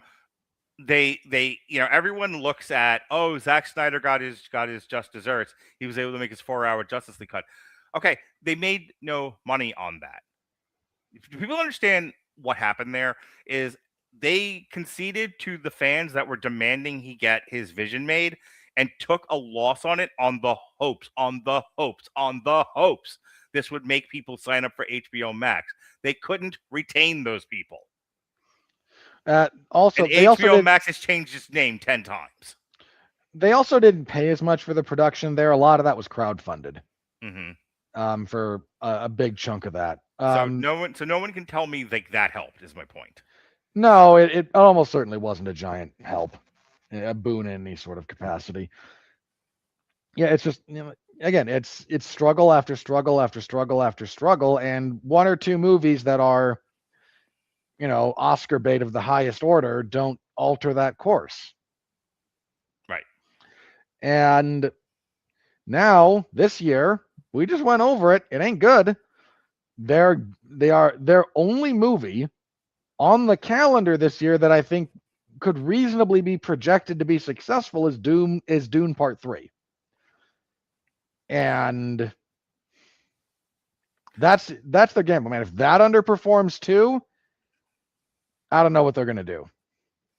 Yeah, for anyone thinking, this is what I don't like about people who don't really study this stuff is they very much take what is happening right now and apply it to stuff that you actually have to have a longitudinal understanding of. Yeah. So I made the Oriole Twinkle reference. And it's hard to have a conversation with those people because it's like they argue that the sun is out. Yes, but the sun is approaching the Earth and it's going to burn the planet up. Okay, but it's sunny. I don't understand your point. Ugh. That's why I don't leave the Oh, but house. one battle after another, and Sinners came out last year, and they were, One battle after another lost money. yeah, I know. Like, You and I know that. Who's making that point? You'd be surprised. All right, last thing I want to bring up before we and I really do want to talk about this. Okay. I got the trailer for Violent Night 2, like the full trailer.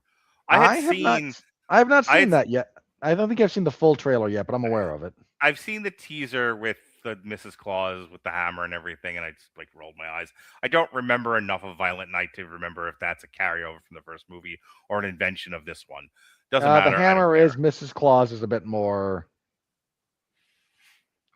nebulous. Okay. In any case, I saw the full trailer for Violent Night.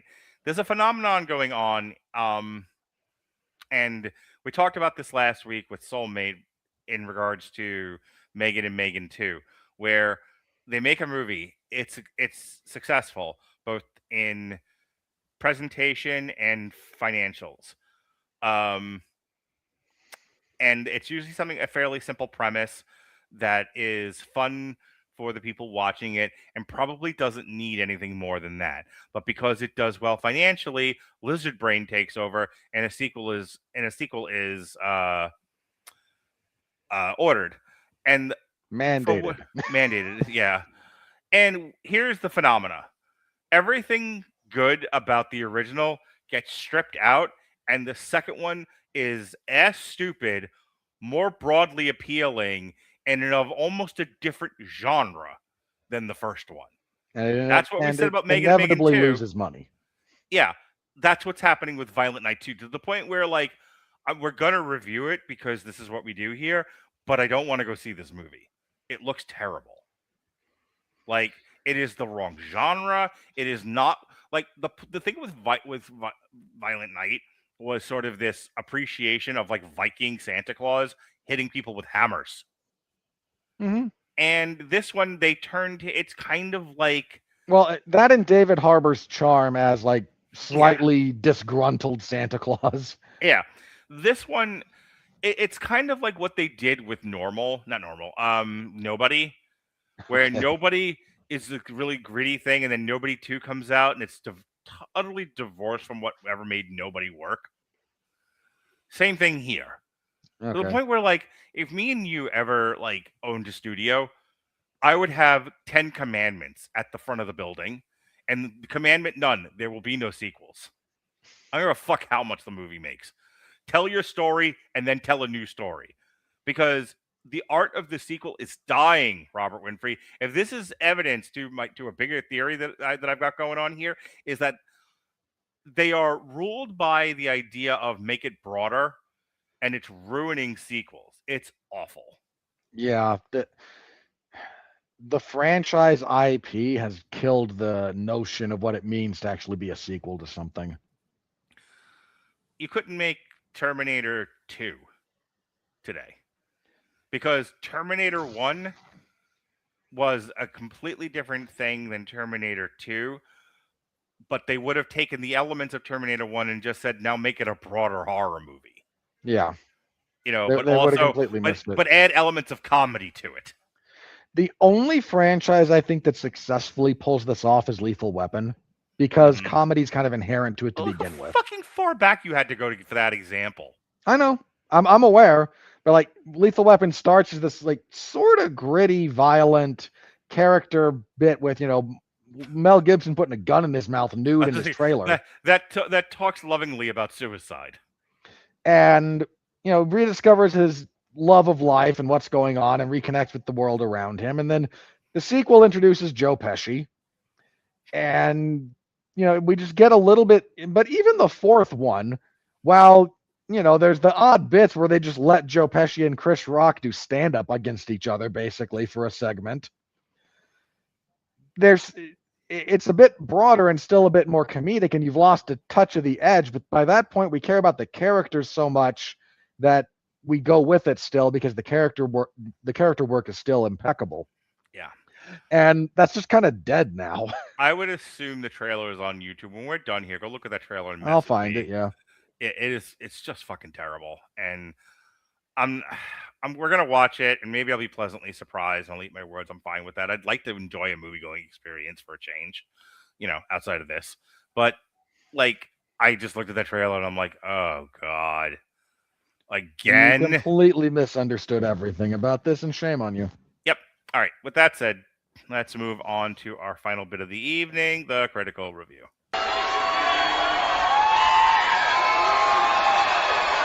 Are you ready? No! I said, are you ready? No, God! No, God, please, no! No! No! No! Can't knock the hustle, baby. Yeah, that's about right. Yep.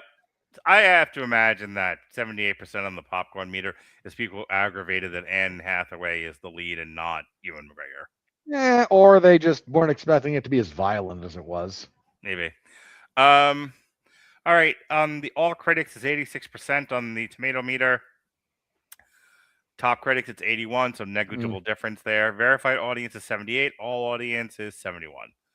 So the critics like this more than the audience did. There's a shock. Not super surprising. The AI writes, tapping into the primal pleasures of the classic creature feature, the end. I don't think people understand this movie. The end of Oak Street is pulpy, good fun, carried off with a light touch and a sharp bite. The second half of that sentence is mostly accurate, at least. Bob Grimm of Reno News and Review. Better than the last Jurassic World movie, but still not all that good. In fairness, he's not wrong about this being better than the last Jurassic World movie. Justin Chang of The New Yorker, Spielbergian humanism and Mitchell-esque. It's like people just watch one movie. It's like E.T., that's it. Alienation are an oil and water combo. And the upshot, even within the context of big budget peace summer escapism, is a nagging callousness. No, this is not a callous movie just because it kills people. Come on now. Alan Nig of Film Threat, or Knee, or however you pronounce it. The action is fine, but unless you're a fan of massive plot holes,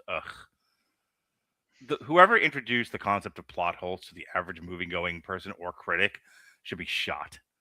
Look, I'm fine pointing out genuine plot holes. There's not a plot hole to be found here. There's some improbabilities and some certainly eccentricities, but that's not a plot hole. A plot hole is something that genuinely doesn't make sense within the plot itself, not an externality.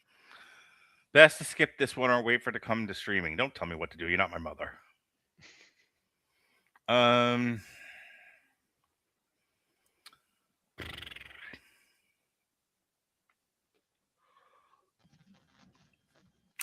Jazane Sophia of Lady Geeks Media. It's the performance in the end of Oak Street that makes it believable and a worthwhile treat. I don't think it's believable is maybe the wrong word you're trying to go for there, but I understand the thrust of what you're trying to get at, and I don't disagree.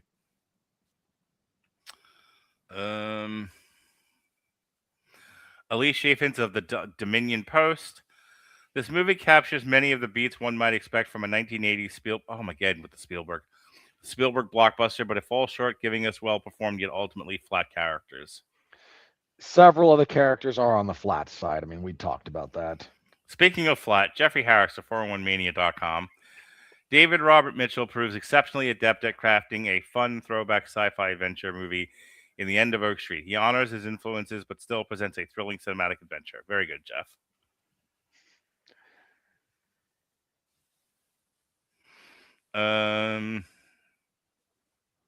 Also, for the record, anything Abrams does is inherently Spielbergian. He can't get away from Abrams, as even a producer, can't get away from that influence, and it's to his detriment at this point.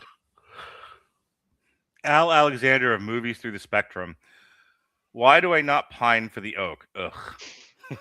Boo. No.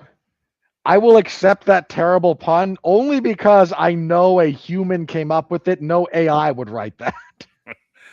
The reasons are many, from the awful casting to the cheesy, obviously fake-looking dinosaur chewing up a Detroit suburb circa 1982. No, I look, as a CGI snob, if this stuff bothered you, I understand, and I can't comment because Lord knows I've made my complaints about that in the past. Ryan Syrick of the Rita, Omaha, Nebraska. As much as it's so obviously long to be Spielbergian, take a drink, everybody.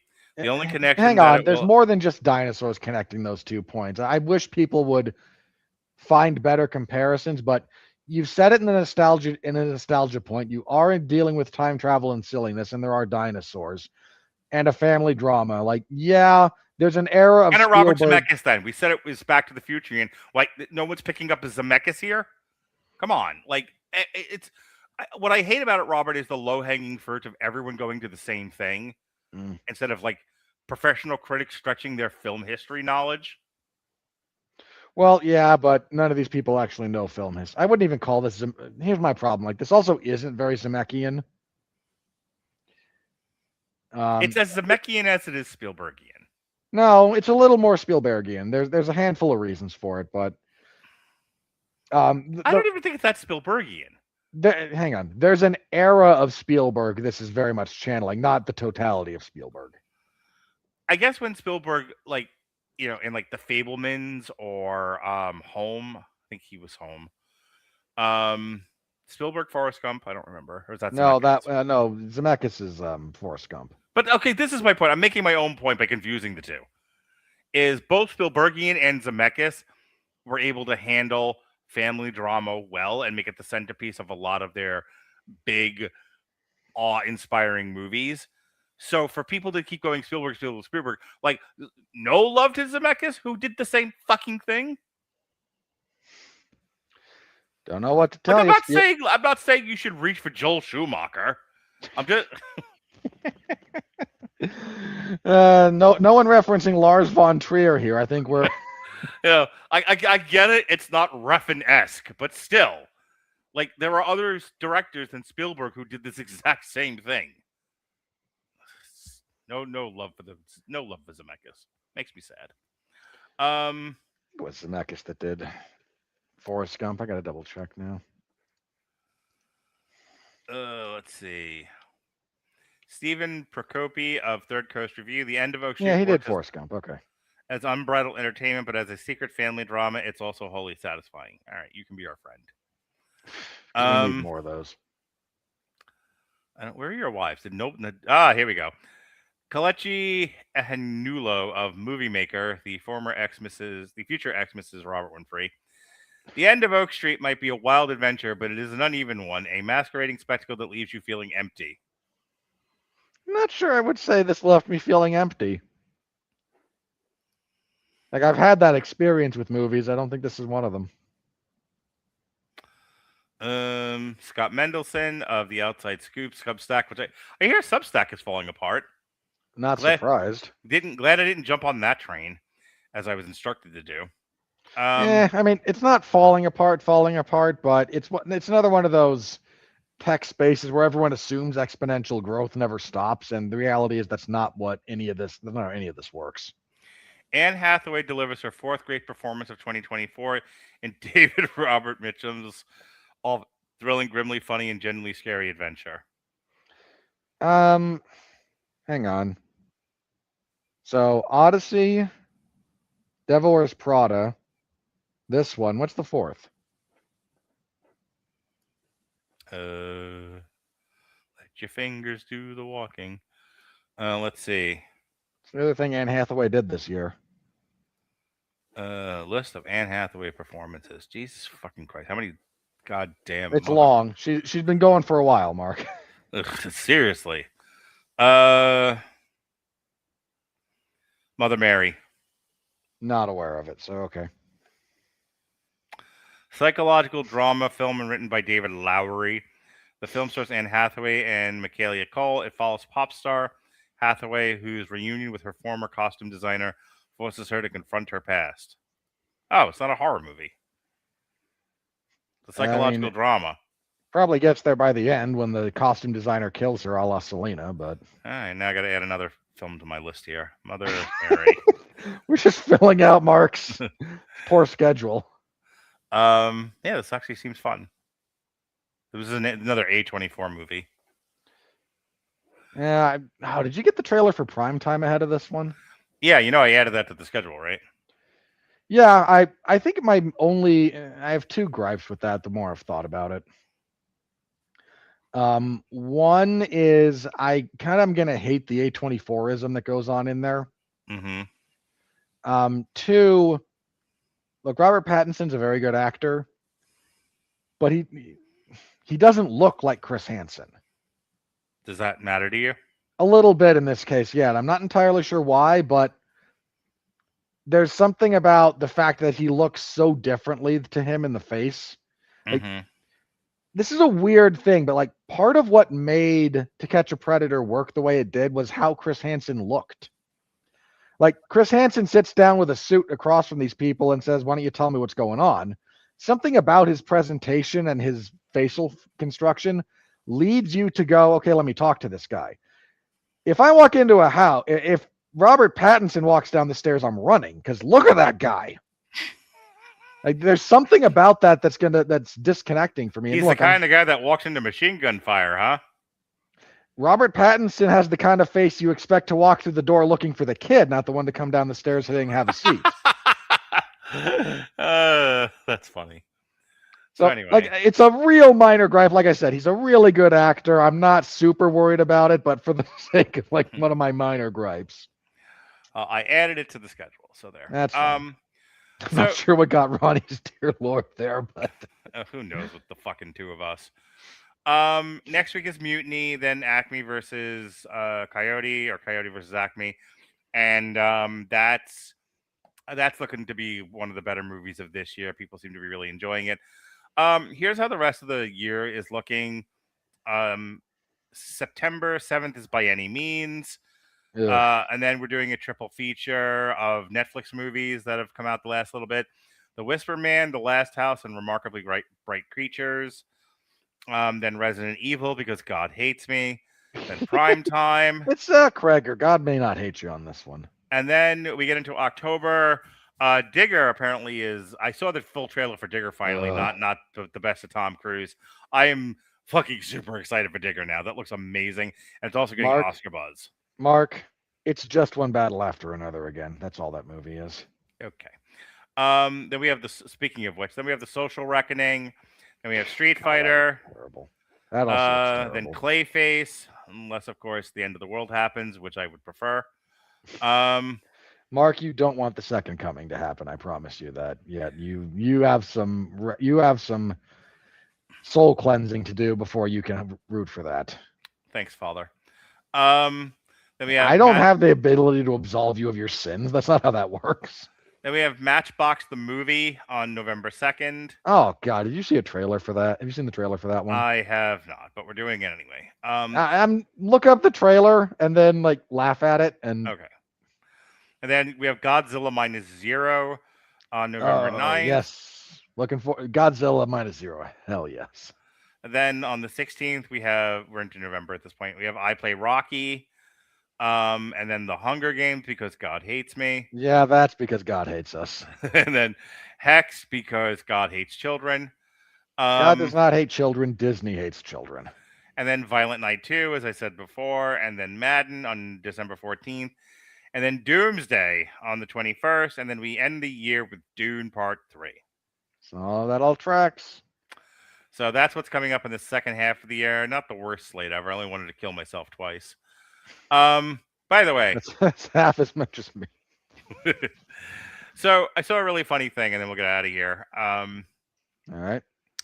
It was like news that flashed across my social media feed, and it was Dune changes date. Dune to come out before Doomsday, and I'm like, oh, good. Hopefully, because I didn't want to have to wait to see it. Hopefully, it'll be out a week or two, and I just have to rearrange my damn Hollywood schedule. And it was like on select screens, it'll be on like IMAX 70 millimeter, and it's 4 days earlier. I'm like, Go fuck yourself. The clickbaity fucking titles of some of these articles makes me want to throttle somebody. I completely understand. It's like, you sons of bitch, you lie. You lie and you exaggerate. What are you, me? You know? And then there's me who just believes in scrupulous honesty with my headlining. And then all I get is castigated for it. Like, why did you post a spoiler? Shut up. Yeah. Damn you, Hollywood. Shut up. That's our byline. It should be. For over 20 years. Shut up. Shut up, or your face. Yeah, shut up, you face. You're making me. It's a wonder we're not any more popular than we are. Anywho. Not really. Your TikTok's going to blow up at some point, and then I'm going to get inundated with people telling me I'm holding you back. Anywho. Oh, you didn't disagree with that. I am wounded, sir. Yesterday,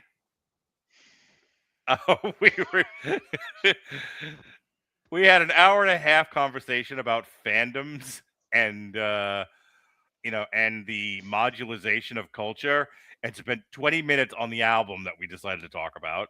That was Genghis Tron Signal File. That's how this goes. Signal Fire. It was a good show. I enjoyed having the band back together again. This Thursday, Kat is in for her next appearance. And we'll be talking Bring It On. We are deliberately ignoring all of somebody randomly getting hit by a bus in the beginning of a movie. Yeah, really. Yeah. Mark, that will be a wonderful opportunity for you to get back on your high horse about cultural appropriation in women. I can't wait. I found a niche.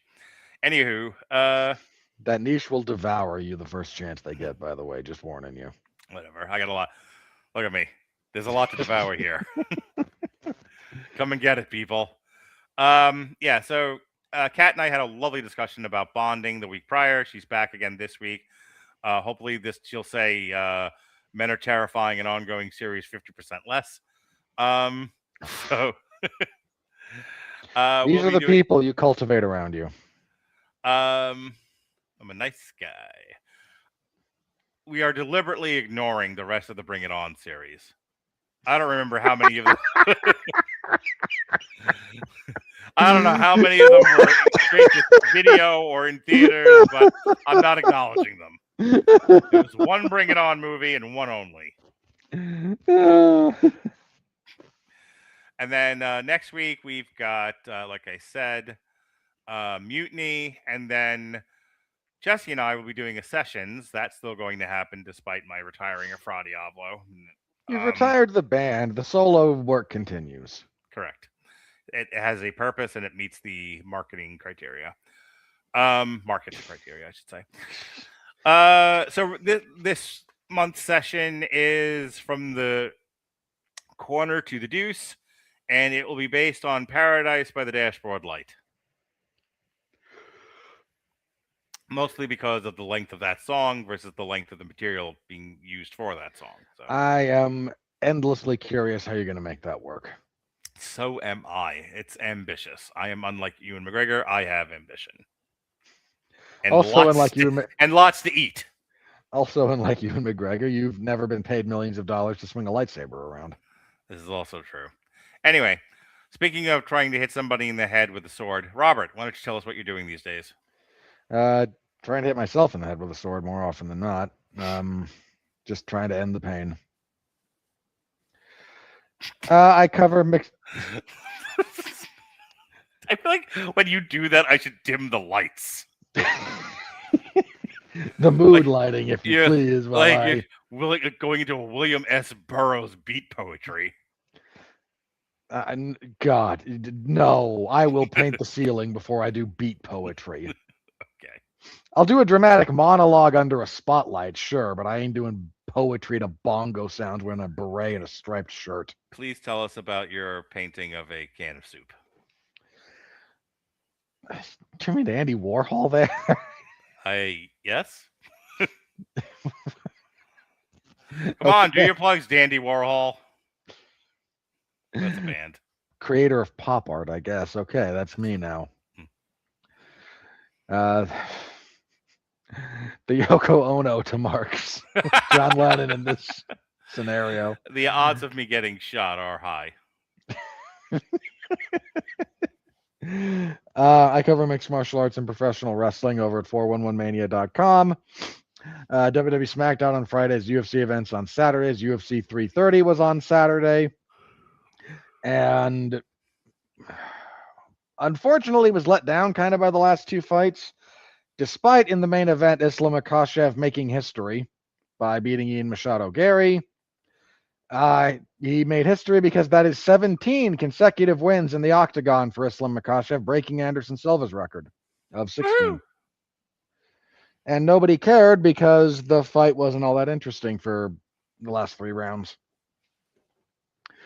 So you can find my full report over there of all the happenings and the grapplings.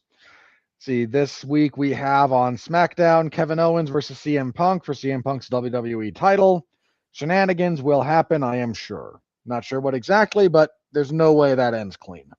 That's just not a thing that's going to happen. I would imagine they're going to carry that over to Money in the Bank, no?